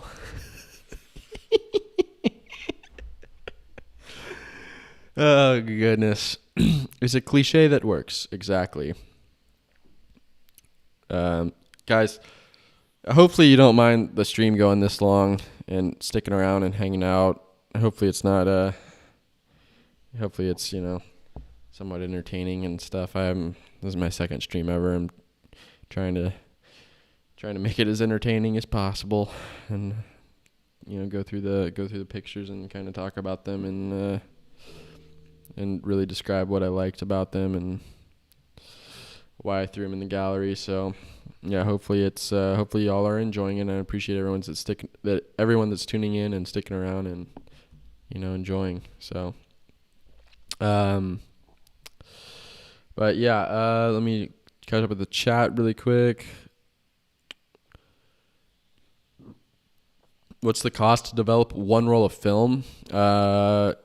Usually pay, so it's like $10 a roll for the film, and then it's about $20, $21 for the scan and develop. But I get TIFF scans, the higher res, bigger files, more data. Otherwise it'd be like $25 total after the film and the process and scan. But the TIFF scans, the usual price is it usually ends up being like $31, $32 US. It's 3 a.m., Darren, and you're in here? Goodness, dude. Holy crap. Yeah, we just went through your images. Appreciate you coming in and saying what's up. Okay, so Brae with every item. What's the name for this? Thanks for having me. Of course, Logan, dude. Dude, thank you for submitting, man. And thanks for sharing these images with me. And, yeah, awesome work. Sun is down. Time for a beer. That's what I like to hear, Rudolph. Let me know what you're drinking, bud. No, you did not sell your soul, dude. Don't listen to people that say that shit. It's just annoying. It's probably just people that are jealous that, you're taking cool images. All right, we're caught up with the chat. Let's move along to Luke Marshall. Guys, also, the DSLR, the video feed, will probably die at some point, and I just got to pop another battery in real quick, so you just let me know in the chat. Just say, oh my god, Brae, you're an idiot. The camera died, and I can't see your beautiful face. And then I'll go, and I'll pop a new battery, and all will be well, okay? So, moving along to Luke Marshall here. I shoot mostly people and portraits with the odd still life scene thrown in here and there. There's just something about a human face that tells a story I want to know, and every set of eyes has a million things to share. That's probably one of the most beautiful sentences I've ever heard in my entire life, and something that I've felt every time I've taken a picture of somebody but never really have been able to put into words. It's very true. Like subtle differences in facial expressions, subtle changes, subtle characteristics in people's faces can really tell a story, and when portrait photographers are able to realize that and utilize that, tell the story that they want to tell, that's when you start getting into really impressive portraiture work. And I feel like Luke is well on the way, to being there, just with these pictures. His Instagrams are here. Oh, okay. So hype, I gotcha. Hype cameras. I see. Luke. It's fun to make the connections. You see, like, oh, hype camera. I'm like in here. I'm like hype camera. Oh, I don't want to say, oh, what's up, hype camera, because like obviously there's a person with a name behind hype camera, and it feels better to say like somebody's actual name. And then I'm in here and I see Luke, who is at hype camera, and then you make the connection. Now I can be like, oh, Luke, New Zealand, and he popped in just in time. Well, not just in time, he's been here for a bit, but here you are, Luke, on your page, shooting with the Zenza Bronica SQ, which I have recently determined is the best camera of all time. Take it or leave it. I am Bronica SQ game, and guys, you heard it here first. I may very well just sell my Pentax 6.7. I don't know. Anyway, Leica M4, GW690, Konica C35, Fuji Pro 400H. A lot of 400Hs, 400H users today in this round. You do hate to see that. Portra 400 and Ektar, and located in Nelson, New Zealand. So Luke, are you familiar with Stephen Miller photography? Stephen Miller. At all? If you aren't, you should check him out on YouTube and Instagram. One of my favorite and highly underrated, Stephen Milner. Not Miller. Stephen Milner, a very, very talented landscape photographer in New Zealand. One of my favorite photographers, got a beautiful YouTube channel, and just highly underrated. Highly, highly underrated. In my opinion, underappreciated. But I don't know anything about New Zealand and how big and it is and whatever. But if you guys are close, as far as distance goes, you should definitely reach out and see if you can connect or something. Because he's I know you get probably two different styles here, being portrait and landscape, but still might be fun to talk photography over there. Anyway, these are just really beautiful portraits. The lighting is gorgeous. Skin tones, incredible. Colors, awesome.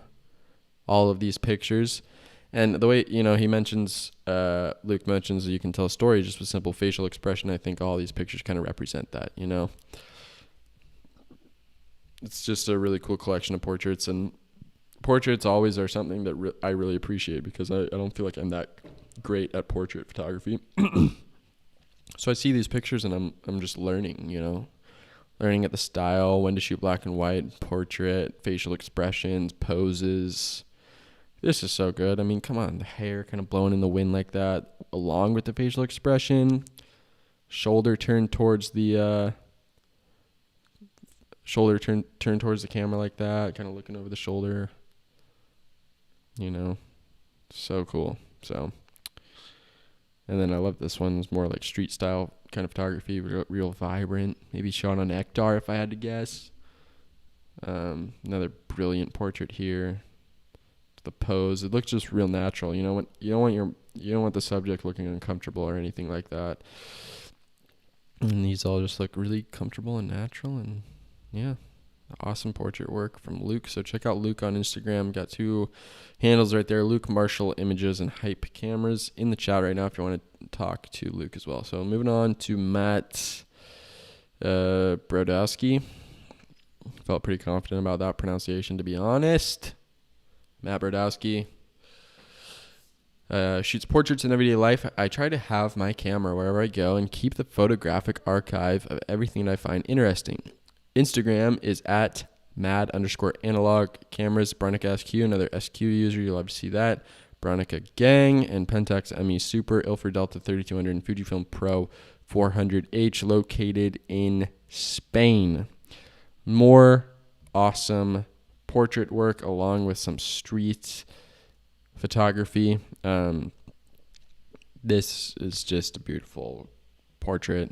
The lighting is fantastic. The backdrop, that slate gray. And then just putting these, Alicia, you're a plant girl. What's this? What's the flower right there? some sort of grass. Putting some sort of grass in the model's hands like that. It's like I said, a lot of these subtleties can really make a big difference in the images. This is such a good picture too.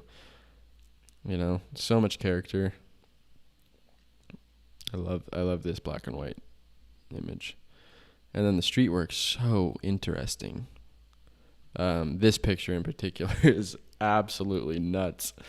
You look around and you're like, what is this single photographer surrounded by? And it's like a circle of, I don't know what festival or, what parade or gathering this is. But it's like a huge circle mosh pit. A single photographer framed in between the legs of two people that are forming the outer circle who are both jumping up in the air. It's one of those once in a lifetime shots, like, and black and white too. Like this, I think this works extremely well with being on black and white film. Beautiful image. And then this of the statue with the lens flare, the texture of the statues, super interesting. Some architecture kind of lines leading you through the picture here. Black and white again. This is a style of photography that I am. You're in here. Matt is in here. Let's go.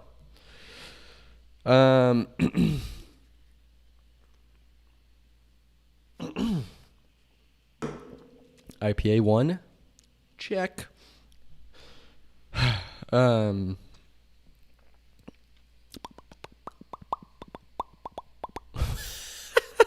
Rebecca goes, why is the cat inside out? Get it? Because it's like, it's about to pop up on your thing. It's like a hairless cat or whatever, That's funny. But yeah, so this is a style and area of photography that I'm just very unfamiliar with, and I've not experimented with much on my own. And I feel like a lot of people haven't, dared to try to kind of go into this style of photography. So it's cool to see somebody that's pursuing these types of images, and it's exactly what Matt is doing in a really beautiful way. So Matt is on Instagram at mad_analog.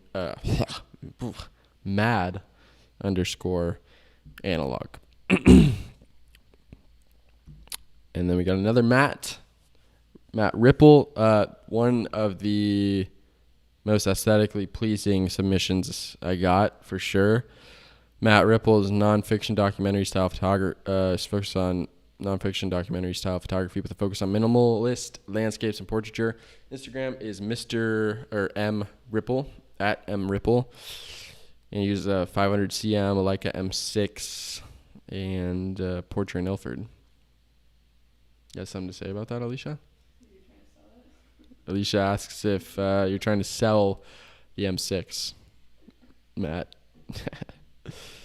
So users are based in Minneapolis and Tampa Bay, Minnesota and Florida. Whoa, complete different places. But just one of the most aesthetically pleasing sets of images. Again, it's just a set that I don't need to break down from a technical aspect, but you just look at each picture. Colors are so soft. Just brilliantly soft and simple. Multiple points to look at in each frame. Just tranquil moments from everyday life. And this is a style of photography that I feel like I'm more in tune with and more comfortable with. So it's really cool to see somebody that's kind of like operating in a similar lane as me, I feel like, and seeing how they're doing their work and seeing what inspires them and what kind of frames and subjects draws their attention. But yeah, this was just a really, really beautiful 6-picture set, all square, all beautiful collection from Matt, and I definitely would recommend going over to Matt's Instagram at Ripple and seeing more of his work. Next up, we got Mcquade Brae, I believe. Brae. Mcquade, I should have asked a long time ago how to pronounce your name. I hope I got it right so I don't have to shotgun 5 IPAs now. But Mcquade, if you're still in here, yeah, if you could let me know if that is anywhere remotely in the vicinity of how you pronounce your name, that would be fantastic. Mcquade is a style to express my innermost thoughts visually, compels me when I write and when I photograph. Instagram's Mcquade Brae, right there. And Mcquade uses the Canon 1V, Canon AE1, RT67, and Porsche 400 and Fuji Pro 400H. A lot of Fuji Pro 400H this time around. God, you just hate to see it. Such a tragedy. And he's located in New Jersey. That was perfect. Heck yeah, I'd love to hear that. So yeah, Mcquade, you head over to his Instagram and you can tell he knows what he's doing. You know, he's found his style, he's found his look and his aesthetic, and that shines through in the majority of his work. I think both from a subject standpoint and a color standpoint, you know. The way his Instagram's very much just a incredible mood board that I love to hop on and take a look at it from time to time, just to kind of teleport into a different world and a different life, you know. Whenever I want to escape, I just kind of head over to Mcquade's Instagram and scroll through, because it's really pleasant to look at, and these pictures are a very good representation, and yeah, very good representation of that. Like, doesn't this just take you into a different world? Like, just the lights and the bed, the window, the golden light coming through the window. It's just such interesting frames. And the color work is so consistent in all of these pictures. Had a little moody day down in San Francisco, fishing, kayaking. Like, come on, this picture's absolutely fantastic. Got the fisherman with the fishing pole, the kayakers, the rocks, the bridge in the background, and I got a seagull, you know, perfectly placed in the frame on a moody, cloudy kind of morning or afternoon or whenever this was taken. Matthews says the first one really gives Christopher Nolan vibes. I am a sucker for Nolan vibes, and you are definitely, 100%. This is like, could have been a scene from Tenet or something. For sure, 100%. Oh, your laptop died. That's okay. I'll pull it up on my phone. No, it's all good. Nope. Is it cold? Nope. Alright, I got the stream up on... Dude, Murph is firing this morning. Murph is firing this morning. Matt says he'll be hated on, but Fuji Pro 400H beats Portra 400 easily. Portra, he's always found Portra making skin tones too yellow. I feel like I've never really had 400H. Like, I don't know. I've had a few experiences with 400H. I don't think I got great scans from the first couple times I used 400H. I feel like I've never really had pictures that do 400H justice, but I don't know. It's probably just me. All right. Wait, this is a self-portrait? Mcquade? Are you serious? Holy crap. That makes it even more impressive. Wow. That's so cool. Damn. Yeah, the color the color and the framing is just very Nolan-esque. That's very cool. And then these last two kind of similar here. Is this another self-portrait? Dude. This is very impressive. But loved this collection. That's so cool, Mcquade. Damn. Very, very cool. So you got to go check out Mcquade on Instagram, guys. At Brae. And take a look, because it's a really beautiful account to check out and follow. All right, let's move it along to Mike Hess.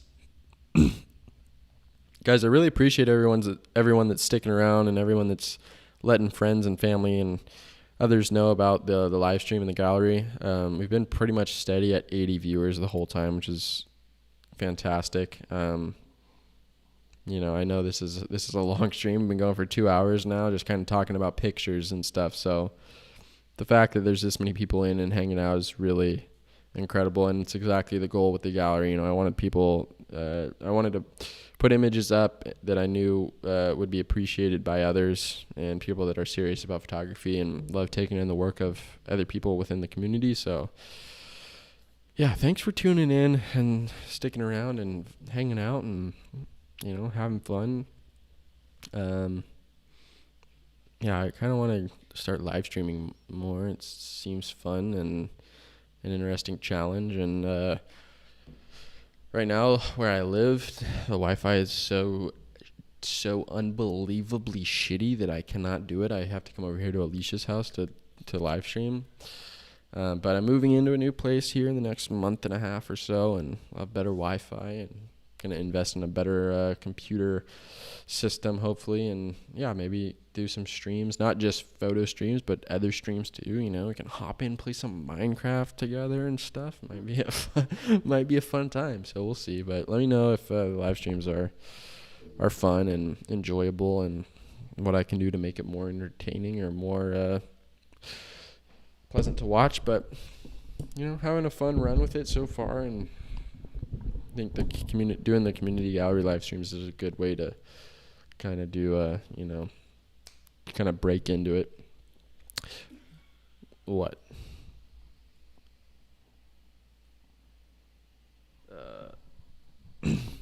Okay, I'm reading the comments here on my phone now because my other computer died. So let's see.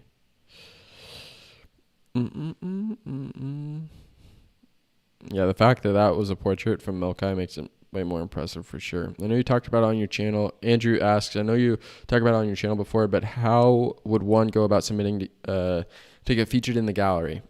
Also, is it only open to film photographers? So this round is completely closed. No submissions going on right now, but the next one will probably be in May or June. I have to get knee surgery in May. It was supposed to be a couple days ago, or a few days ago, but COVID effed everything up, so now I have to get it in May.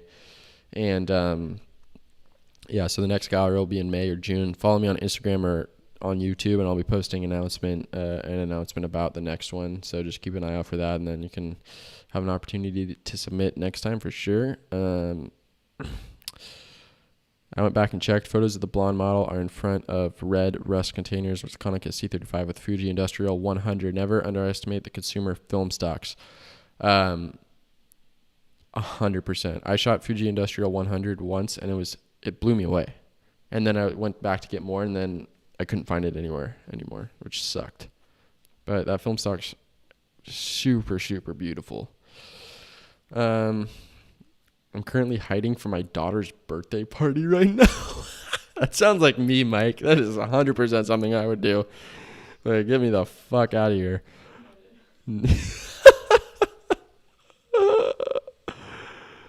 Mike says, sorry for writing a novel. No, man, no worries. Dude, don't even, no. It's your bio, Let people know what you want to, let everyone know what's up with your pictures and whatever you want to let the world know. It's just your space to do so. So Mike Hess lives in Grand Forks, North Dakota, and he He works as a photographer at the University of North Dakota. Oh, that's awesome. I took one photography class in college, and my professor my photography teacher, whatever you call it, was super, super nice. Really great guy. So I had a really positive experience with the one single photography class that I took in college. I lived in Grand Forks for the majority of my life, except for about 4 years when I lived in Bozeman, Montana. I really want to get over to that area. It seems very beautiful. Bozeman, Montana, while going to college. So you went to MSU. Had a few friends go there. That seems like a really great place to go to school. Lots to do outdoors-wise and whatnot. Growing up in one of the most rural areas in the U.S. has shaped what I see as subjects. I've been influenced greatly by Walker Evans, Joel Merowitz, and Stephen Shore. And last year I dove back into film photography after about 15 years away from it. Wow. All submitted photos while shot on a Mamiya C3 and various lenses. I use either Ilford FP4 or Portra 160. I spent a big part of last year working on a project where I sought out rural post offices and documenting them. I felt the Postal Service was villainized this last year with small towns getting smaller. Their reliance on regular mail is more important than ever.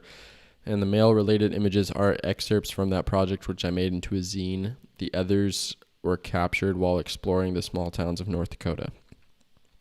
So when I went through these pictures, like I said, I don't really read the bios or look at anybody's information before I look at the pictures.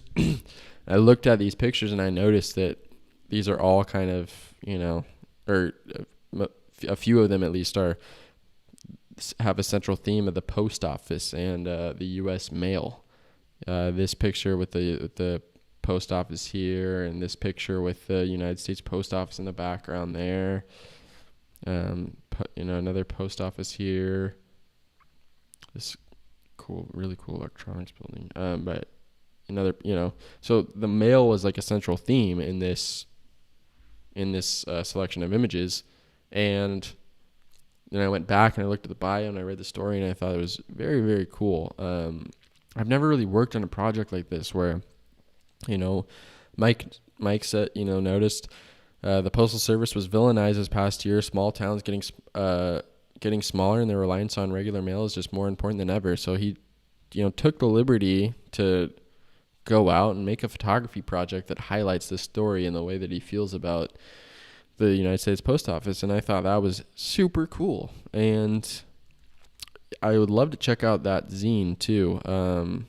So I haven't had the opportunity yet, but I'm gonna hop over to your website here soon. And I don't know if the zine is still available on there or not, Mike, but I would love to check out a copy of that at some point and give it a look. It sounds like a really, really cool project. So yeah, these pictures, it's sweet when there's a story like that behind these images. And not only that, it's similar. Not only that, it's just cool too that all these pictures are also very visually pleasing. So I think Mike's doing a really, really great job using photography in the best sense possible, maximizing photography, using it to its maximum potential by having a central story like this. So very, very cool stuff here from Mike. And I love this picture. Also, the shadow kind of cuts diagonally through the frame, which some might say is, I always have mixed feelings about like how shadows kind of come into the frame like this, but I think this works really, really well because it adds some contrast to the image. I love this picture in the red, white, and blue. This is just a really cool building. And then the black and white post office work is really, really cool. So a lot of I love this kind of framing that Mike does here. You see it here, and you also see it in this picture. So this is a really cool question for Mike, and I'd recommend checking out his website, MikeHess.photos, and then also his Instagram, Mike Hess Photography. It sounds like he's been doing it for a while now, and it's cool that he's gotten back into film after, what did he say, 15 years away from it. That's pretty awesome. So welcome back, Mike, and great story with these pictures. Really appreciate you submitting and Mike's in the chat as well if you want to talk and ask him anything. So definitely head over to Mike's Instagram and website and check out the rest of his work, everybody. Next, we'll move on to, oh God, Reda?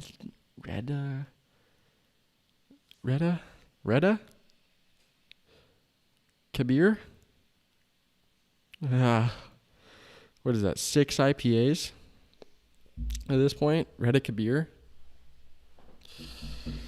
Hopefully that's right. I don't know if Reda is in here to correct me, but anyway, style is always in search of details. I'm simply trying to share my vision of the world in an uncluttered way. Instagram at Moonkid right there if you want to check out Reda on Instagram.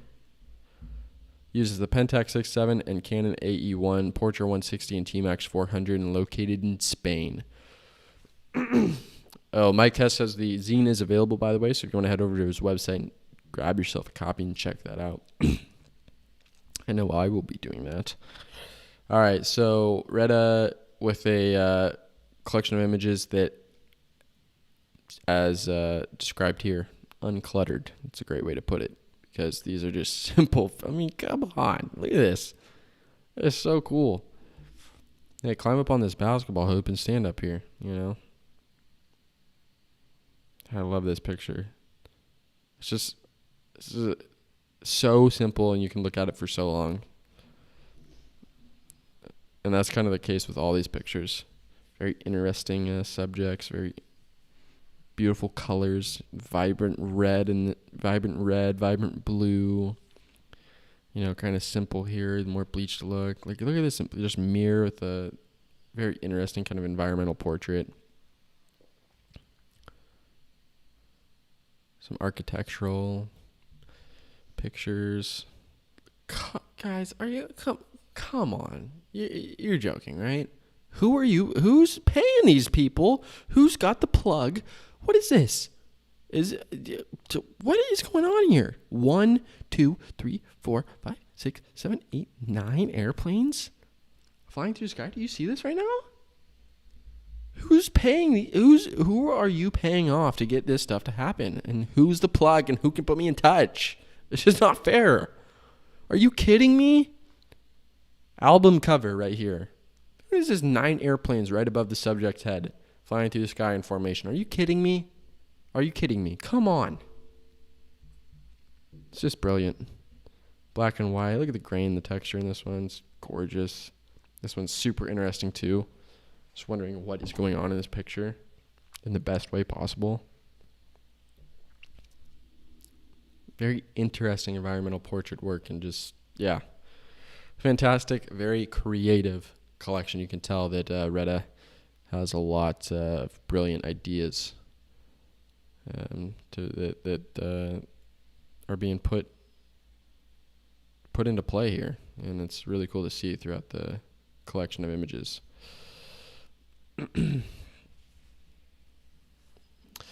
All right, so next we are moving on to Rui. Oh gosh, they're all so hard. Rui Megal.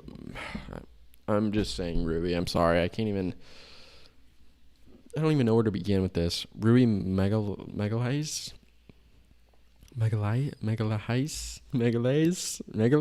Oh God, I don't know. I try to find some oddness to the urban and rural landscapes. I'm mostly drawn to the decay of things and the stories behind that. Instagram's Rui, Rui's full name right there I've highlighted. You can go check out Rui on Instagram there. He uses a Bronica ETRSI and Minolta X700 with Portra 400 located in Portugal. All right. This is cool because they're simple images that are gorgeous to look at from an environment that I am, again, extremely unfamiliar with. Also, some of these subjects you look at first and you're like, oh, it's a beautiful composition. Then you realize that there are a shit ton, pun intended, of toilets and sinks in this frame. Do you guys see this? Like, what is happening here? It's so interesting. It's such an interesting thing to come across. Just beautiful kind of landscape, simple images, you know, just the fact that Rui saw this and realized that, well, time to pull out the camera and shoot it. It's something that kind of only a photographer would do, But interesting frames, interesting subjects. Like, what is this? What is going on? Is that a refrigerator with chickens around it? It's so interesting. So it's kind of like abstract landscape work, which you don't see every day. Can we just take a moment to appreciate any picture with fog and haze in it, honestly? It's so cool. So yeah, Rui is capturing the decay of things and the stories behind that. The oddness of the urban and rural landscapes located in Portugal, and Rui is on Instagram right here if you want to check out Rui. Rui's in here and says, yeah, that works. Was that even oh, it did.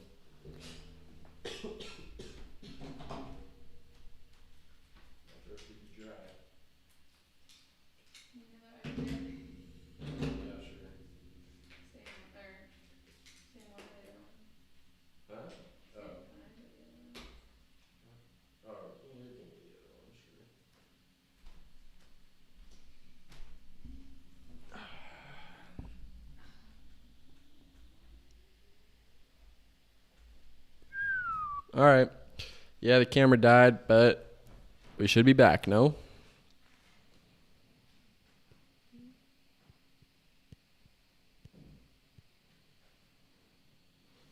Should be back. So yeah, Rui's in here.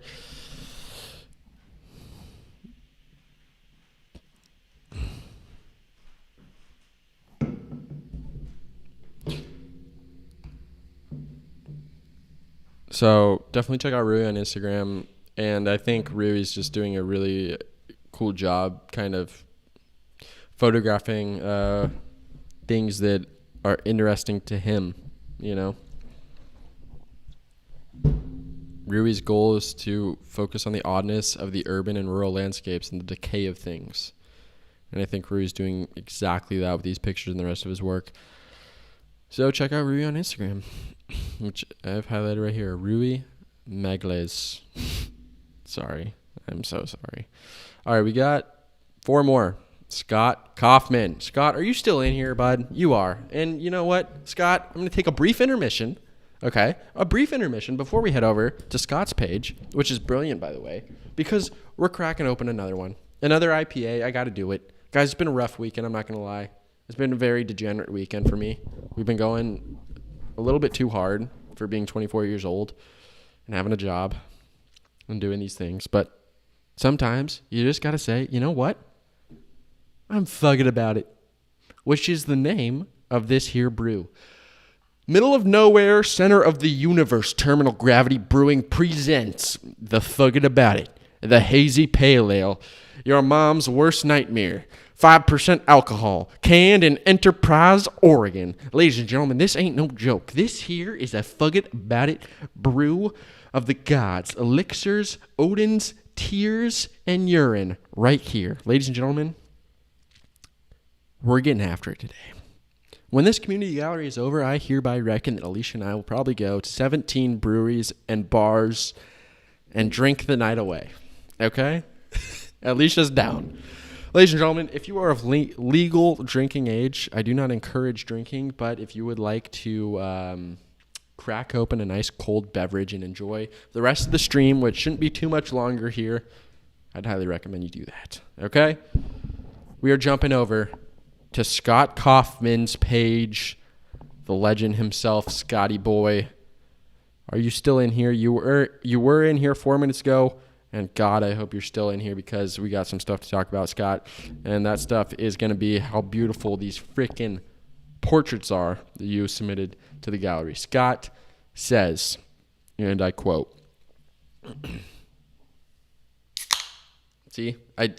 somebody called me out. They said, why do you open your beer like this with the teeth? Well, I opened it with my finger and then some got on my trackpad on my computer. So there you go. Anyway, Scott says, and I quote, a little about me. Based in Melbourne, Australia, been shooting for just over a year and have a fondness for sci-fi, horror movies, futuristic theories, etc. And this shows through in some of my work below. Shot all these on the Mamiya RZ67 Pro 2, all on Cinestill 800T. Okay, so Scott has very intriguing, like he mentioned, sci-fi kind of portrait work going on here. This portrait here happens to just be one of my favorites that I've seen in a very, very long time, okay? The Blade Runner vibes going on in this picture are absolutely through the roof. Absolutely off the chart. They are breaking the asymptote, okay? What are these glasses for sale somewhere? Did you build them? What's happening here? The red color is adds so much flair to this picture, but I love this picture. And as I've been saying with all the portrait work that's been submitted today, okay, there are subtleties in portrait work that a lot of people do not pick up on that make or break portrait work. Would this be a great picture without the digital reading of the time and the glasses? Absolutely. But how much better does that digital reading in the glasses make the picture?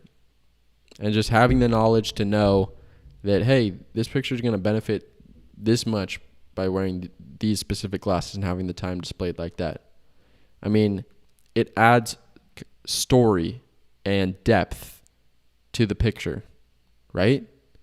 I think it's okay, Scott, you can't tell me that you built them. I was joking. You built these?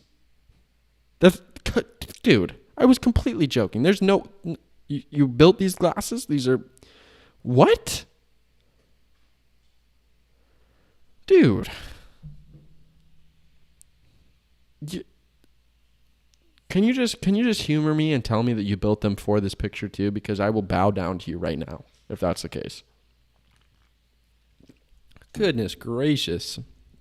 But having the time here in the glasses like this, I mean, it is a subtle difference that just completely transforms the picture in my eyes. All of these pictures are absolutely fantastic. Cinestill doing that thing in the background, as the code man would say, doing that thing in the background. Those red flares, the framing, the train tracks. It's just beautiful. And then this image as well with the red light is really... Scott says, I got bored in lockdown, man. Very, very bored. We were in an 8-month hard lockdown here, and Scott decided, you know what? I have some spare time. I'm gonna build these. Dude, are you an electrical mechanical engineer? Somebody asked me to build this. I break down in the fetal position in the corner of my bathroom and start crying. Holy shit, man.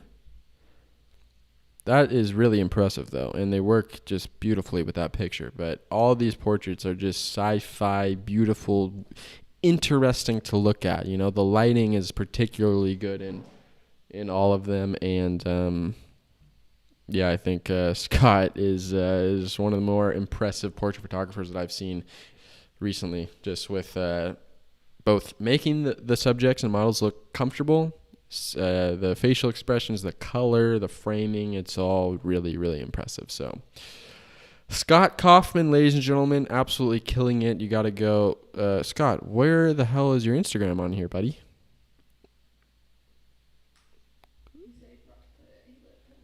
Scott, my man. Scott, where's your Instagram, buddy? Did you put it in the comments? I'll go in and I'll put it in right now. You got to tell me. Okay, Scott _Kauf. All right, Scott. Come on here.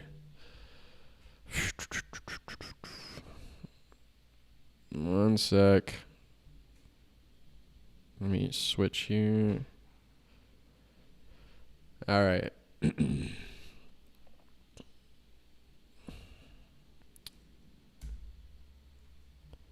at Scott_Kauf. All right, Scott, got you in there. If you refresh the community gallery page, your community gallery page, that should show up now. So go check out Scott on Instagram, everybody. Scott_Kauf.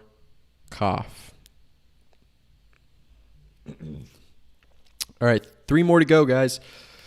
Hey, I'll just take a second here and appreciate everybody that's still in here. We're still at 73 viewers. 73. It's been consistent the whole morning. Really, really appreciate it, everybody that's tuning in. That means a lot.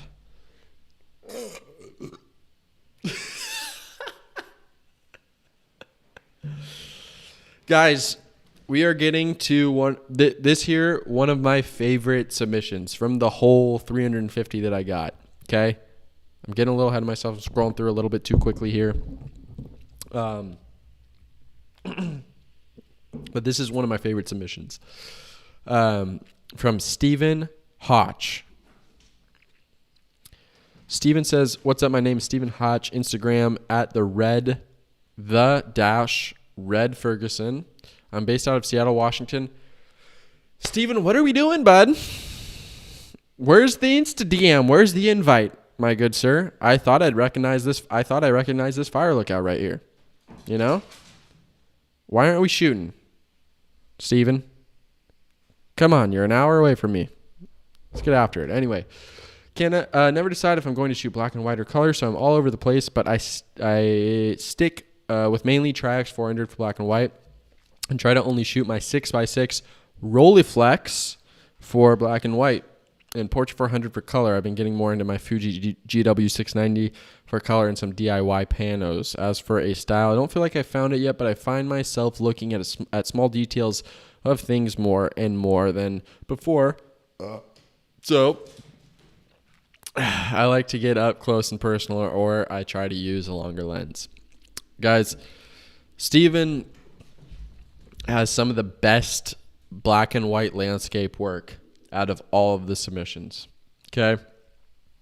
I've said it before and I'll say it again. When you can take good landscape images on black and white film, that is something to revere. Okay? And this is exactly what Steven does. I very, very rarely find photographers that are shooting black and white landscapes where I go, you know what? Yeah, I want to hang this picture 60 by 60 in my house. Steven's one of those photographers. His landscape work and the black and white work is absolutely beautiful. Across the board. He can find depth, separation, contrast, the perfect amount of contrast. Steven's in the chat too, which you love to see. Okay. Coke. Okay, sorry. I was going to say it too, and then I was like, there's no way it's Hoke, you know? It's got to be Hotch. I was wrong. That's 7 IPAs, I think, after Shotgun now. So, Stephen Hoke, everybody. Stephen Hoke. I apologize for mispronouncing that. It's kind of like you're being initiated into the gallery once I mispronounce your name, you know? All right, so Stephen Hoke is shooting black and white landscapes and everyday scenes, and they are absolutely incredible. Black and white scares me, it challenges me, and I always feel very uncomfortable whenever I shoot black and white because I see the world in color, and I feel like I need to show that through my images, but Steven clearly says, no, I don't need color to make beautiful work, and that's exactly what is happening here in these pictures. I don't know how I looked at these pictures and didn't immediately make the connection that this is Washington. I mean, this is the most Washington-esque scene of all time right here. The pillars sticking out of the water here with the rocky shore and the tree line in the background like that. Yeah, this is a very classic Washington scene. Very beautiful, too, with a longer shutter speed, kind of smoothing out the water like that. It's literally, this is probably in Tacoma, huh, Steven? I'm just that stupid. This is literally probably 15 minutes from where I am right now. It's unreal. Anyway, beautiful imagery, beautiful black and white work. Like, this picture is so cool. It's when you look at it, there's really not much visible because of the haze and the black and white, you know? Yep. He said that? Yeah, my chat's really slow. Maybe I get off the Wi-Fi here. Anyway, but it's still super cool to kind of look at, you know, take a few minutes to look at and really dive into all the details of this picture. You know, these kind of black streaks going through adds a nice character, and the subtle reflection of the trees in the water. Dude, it's stormy outside. The star trails, Steven, you really got to do me like this, man. You know, we're getting to the end of the stream here. I don't have the mental capacity to handle an image like this right now. Steven, my guy, listen. Beautiful work, but I'm on my second IPA. It's 12:30 in the afternoon. You can't be hitting me with star trail pictures like this right now. Goodness, man. Save some for the rest of us, will you? Just absolutely gorgeous. On the coast, the smoothed out water, the rocks offshore, and then you got a fucking scene from Interstellar had it been shot on 35mm black and white film stock.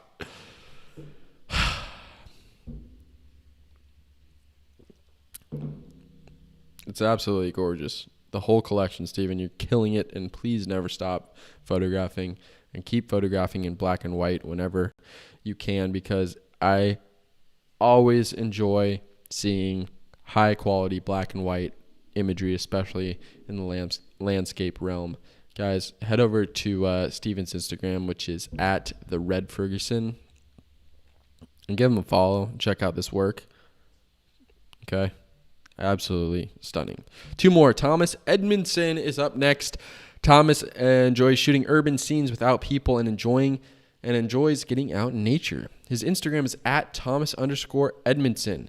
And the cameras that Thomas uses are the RB67, the Minolta Autocord. And he's located in Australia. A lot of people from Australia this time around. Very excited to have some people from the land down under fire me up the barbie and stoke me a stogie. We're talking about young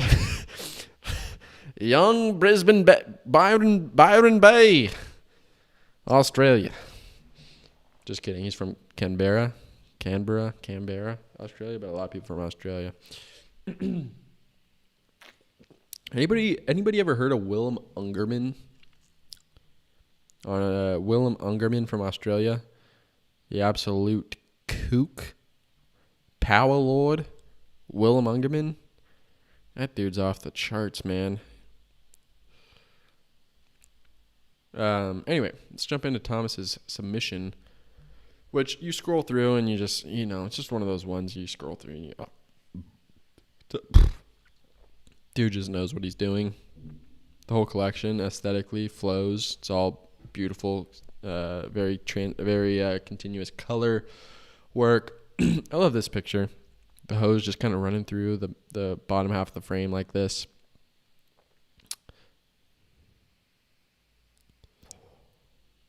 The brick, the light. It's also just kind of a very like subtle color palette, which I think adds to the mundaneness of the scene. Let me catch up with the chat really quick too. All right.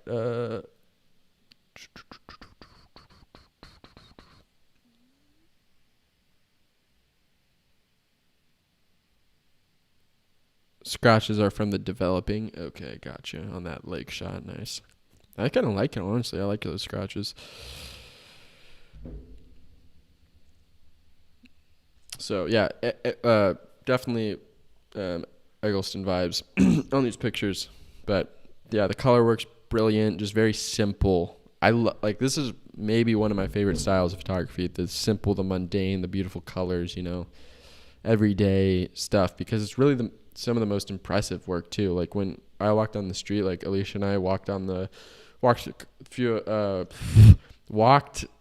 in some different neighborhoods yesterday and shot a little video and took some pictures and stuff. And it's always challenging to me because it's just stuff that I drive by all the time and never really look at it in an interesting way, you know. And you go and you have your camera with you and you're trying to find ways to make things interesting and just spot little subjects that you think might make really interesting pictures. Like, do you know how many normal people walk by this exact scene right here and just don't even think anything of it? So I love when people can kind of make cool and interesting pictures out of the mundane and everyday. Come on. As a landscape photographer, I just want to quit after seeing this picture. I mean, the flowers in the foreground, the lake. This is just so. I just want to build a little cabin right down here. Call it good, you know. God damn. The clouds too. Those highlights, kind of creating some contrast in the clouds. Just gorgeous. Just absolutely gorgeous. The colors maybe are the most impressive. Just the consistency with the colors throughout all of these frames. It's so even. You know, all these images are so evenly lit. Like, come on, guys. Thomas, man, you can't hit me with the last picture in your submission like this. I'm almost 2 IPAs deep. I've said it already. You can't do this to me. I don't have the brain power to handle a picture like this. It's 1 p.m. in the afternoon. I'm buzzing, and I just can't. Come on. The star trails, the soft highlight roll off in the window. Oh, come on. You know? Thomas, I see you're not in here, but goodness gracious, I hope you're going through and rewatching this because this stuff's really, really impressive. Guys, you need to go check out Thomas on Instagram at Thomas Edmondson. She's using the RB67 and the Minolta Auto Cord, and he's from Australia. And he's making some very, very beautiful work. Guys, we're on to our last submission of this week. Before this live stream started, I told Alicia, she's like, isn't it nice that you don't have a time limit this time? Because I'm at her house. Last time I was here, last week, she had to go somewhere at like 12:30. So I was like, oh God, I got to rush and finish it. She's like, isn't it nice that you don't have a time limit this time? And I'm like, Alicia, I'm not going for 2.5 hours. Like, that was a fluke. I didn't know what I was doing. I'm not going for 2.5 hours this time. And here we are, 2 hours and 45 minutes into the damn stream, and we're still pumping. So, yeah, thank you for everybody that's stuck around and been tuning in to check out the work of all these 25 absolutely fantastic photographers. And a friendly reminder, we do have one more week to unveil next Sunday, 10 a.m. Pacific Standard Time. We'll be doing the live stream just like we have been this week and in the past week. And, the third and final week is absolutely incredible. We have some more fantastic work. It doesn't slide off at all as far as the quality goes on the third week. And I'm really excited to show you guys the last week of the community gallery, which will be a permanent installment on my website after that week is unveiled. We'll have all 3 weeks available for permanent viewing moving forward on my website under the community tab, along with the first round of the community gallery, and every future round of the community gallery as well will always be a permanent installment on my website for everyone to view. So you can always reroute and redirect and direct people to the community tab on my website to get a view of, your work if you're in the gallery and you submitted. So thank you all for rocking with me through the stream. And I hope you all are reaching out to some of the photographers and collaborating. If there's anybody in your hometown or near you, I'd highly encourage you to reach out, grab lunch, meet new people. It's one of the biggest goals here with the community gallery. So moving along to the last submission of this week, Tristan McHale. Oh, okay. I see the lettering there. Didn't see the lettering beforehand. Didn't see the lettering, guys. Cut me some slack. That is not 8 IPAs. We're still on 7. We are still on 7 shotguns, not 8, because I didn't see the capitalized H here. Tristan McHale. Okay. Tristan McHale. Okay. That is my final answer here. Don't think Tristan's in here, but I'm very confident on that one. Tristan McHale is on Instagram at TSMcHale, and he is from Long Island, New York. I work in a fine art gallery, and I spend all the time I can surfing. The cameras I used in this batch with RB67 with the 90 mil, the C330 with the 80, and the Olympus 35 SP. And he shoots in 120, or in 120 he shoots Portra 400 and 35 gold or Ultramax. It's not a very unique setup, but I get what I want out of it. I develop, scan, and print by hand at home. I think my style is pretty casual. It's not candid, as I do put consideration and energy into each shot, but I shoot basically whatever I'm already doing at the beach, hiking, working out. I take photography seriously, but I also try not to take it too seriously. It's a great little bio there. And it's very apparent in these images, because this is just one of those submissions where it's just a very diverse group of images. So you can really look at each one individually, and they don't necessarily all flow with one another, which I actually do enjoy. You know, I'm a sucker for a good abstract image like this. Good old finger poke on the jellyfish. Can't go wrong. Something Alicia would do, honestly. That might be Alicia's hand, is it not? Is that not your hand? That is exactly something you would do. All right. Well, Tristan's work is nothing short of incredible. The colors, the subjects, just photographing the everyday things that he comes across. Some, portrait work here. It looks like middle of the day light too. It's just Tristan doesn't give a shit and just makes it work. Man, I got a lot to work on myself. It's just embarrassing. I see these pictures and I'm just like, what am I doing, Some kind of documentary-esque raw lifestyle imagery here. This is really cool. Like the flash too, that just brings out all the color of the wood and the furniture inside this little cabin or whatever. The football helmet's hanging up. This picture is absolutely brilliant. Like, this looks like a abstract kind of painting almost, like very cool ambiance going on inside this house, especially with the lighting too. It's just very warm and makes you feel cozy and comfortable. And it makes you feel like somebody's giving you a hug when you look at this picture too,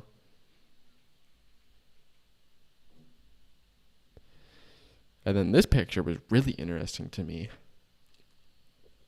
The sky is like, it's just, especially too because it's like divided into thirds. You got the like purple sky. Like, look at the colors going on in this picture. Purple sky, like black house with the really dark shingled house, orange light inside, and then green grass.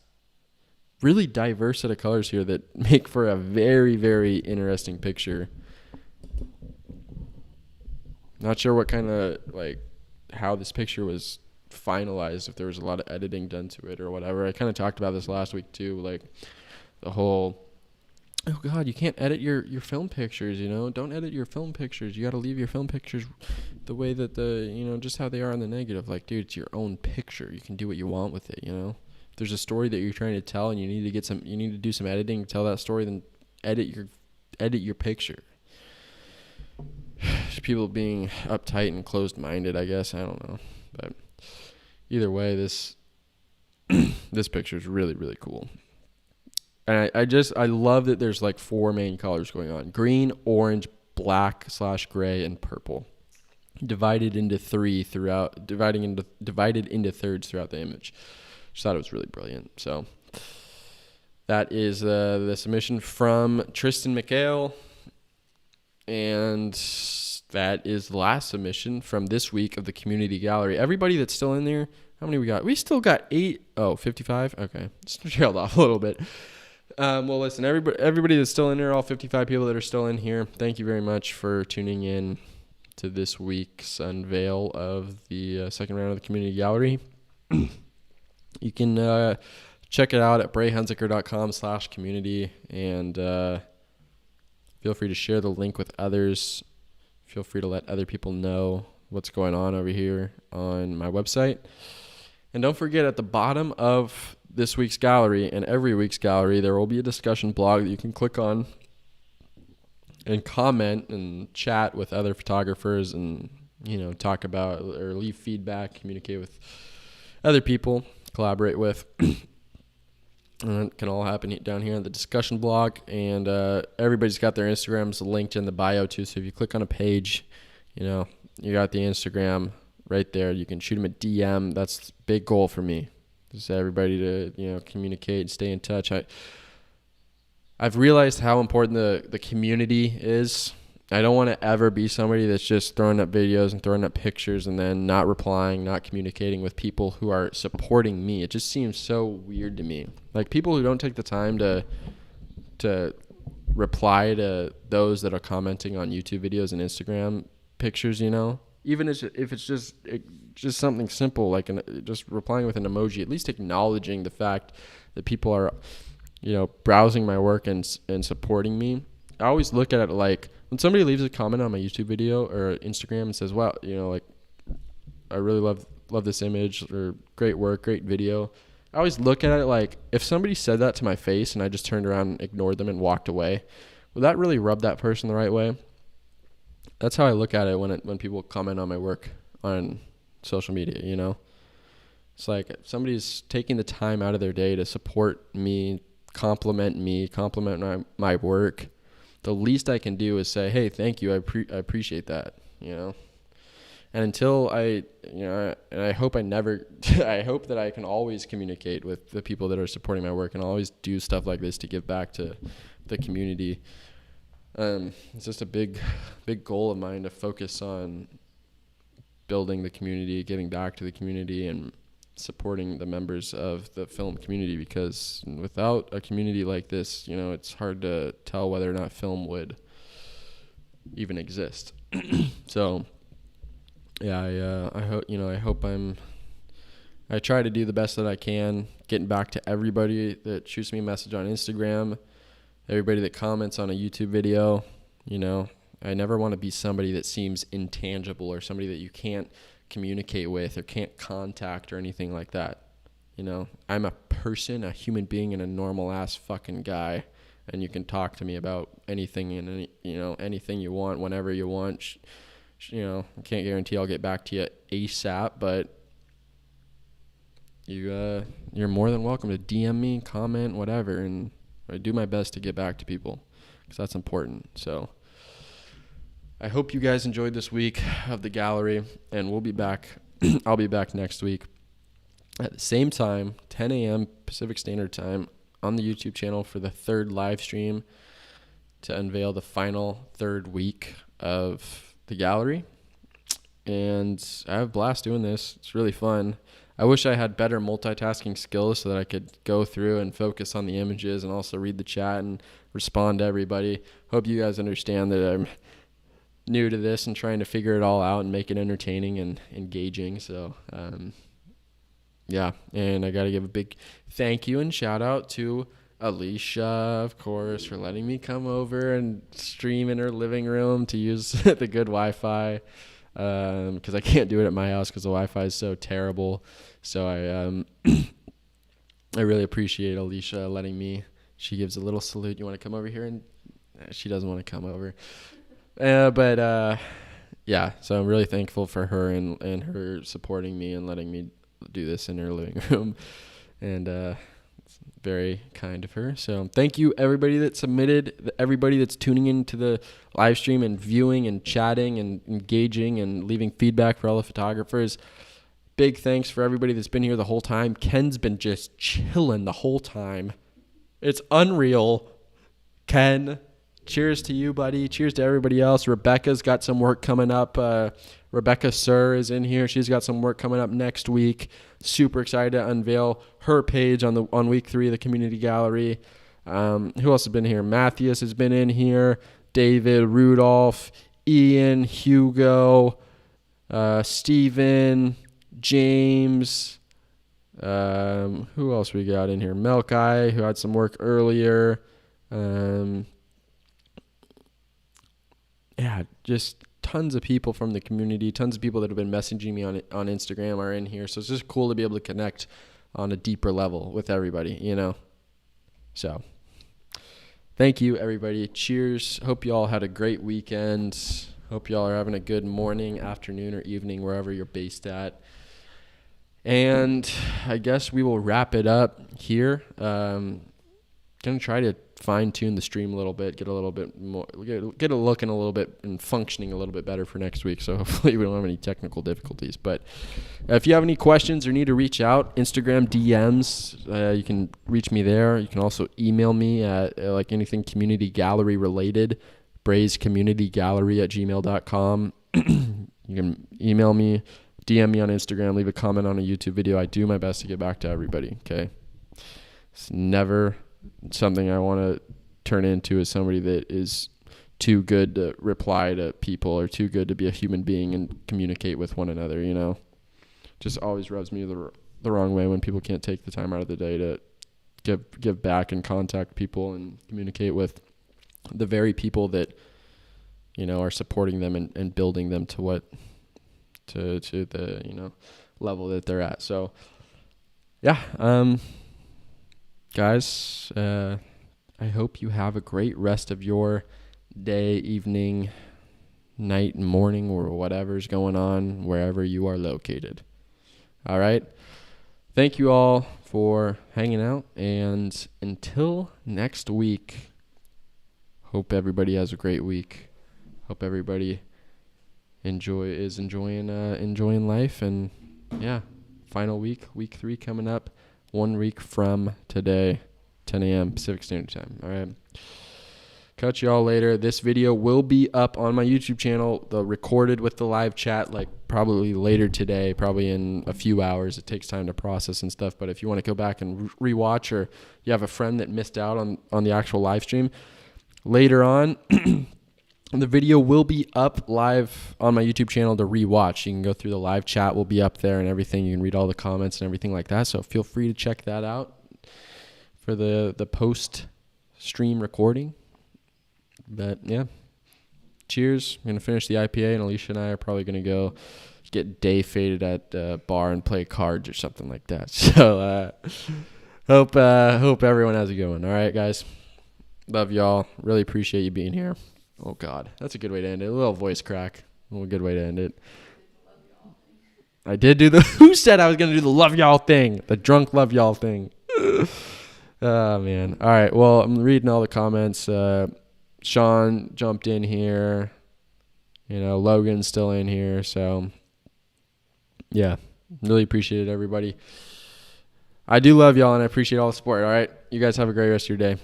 Talk to y'all soon. I'll see you next week, 10 a.m. Pacific Standard Time for week 3.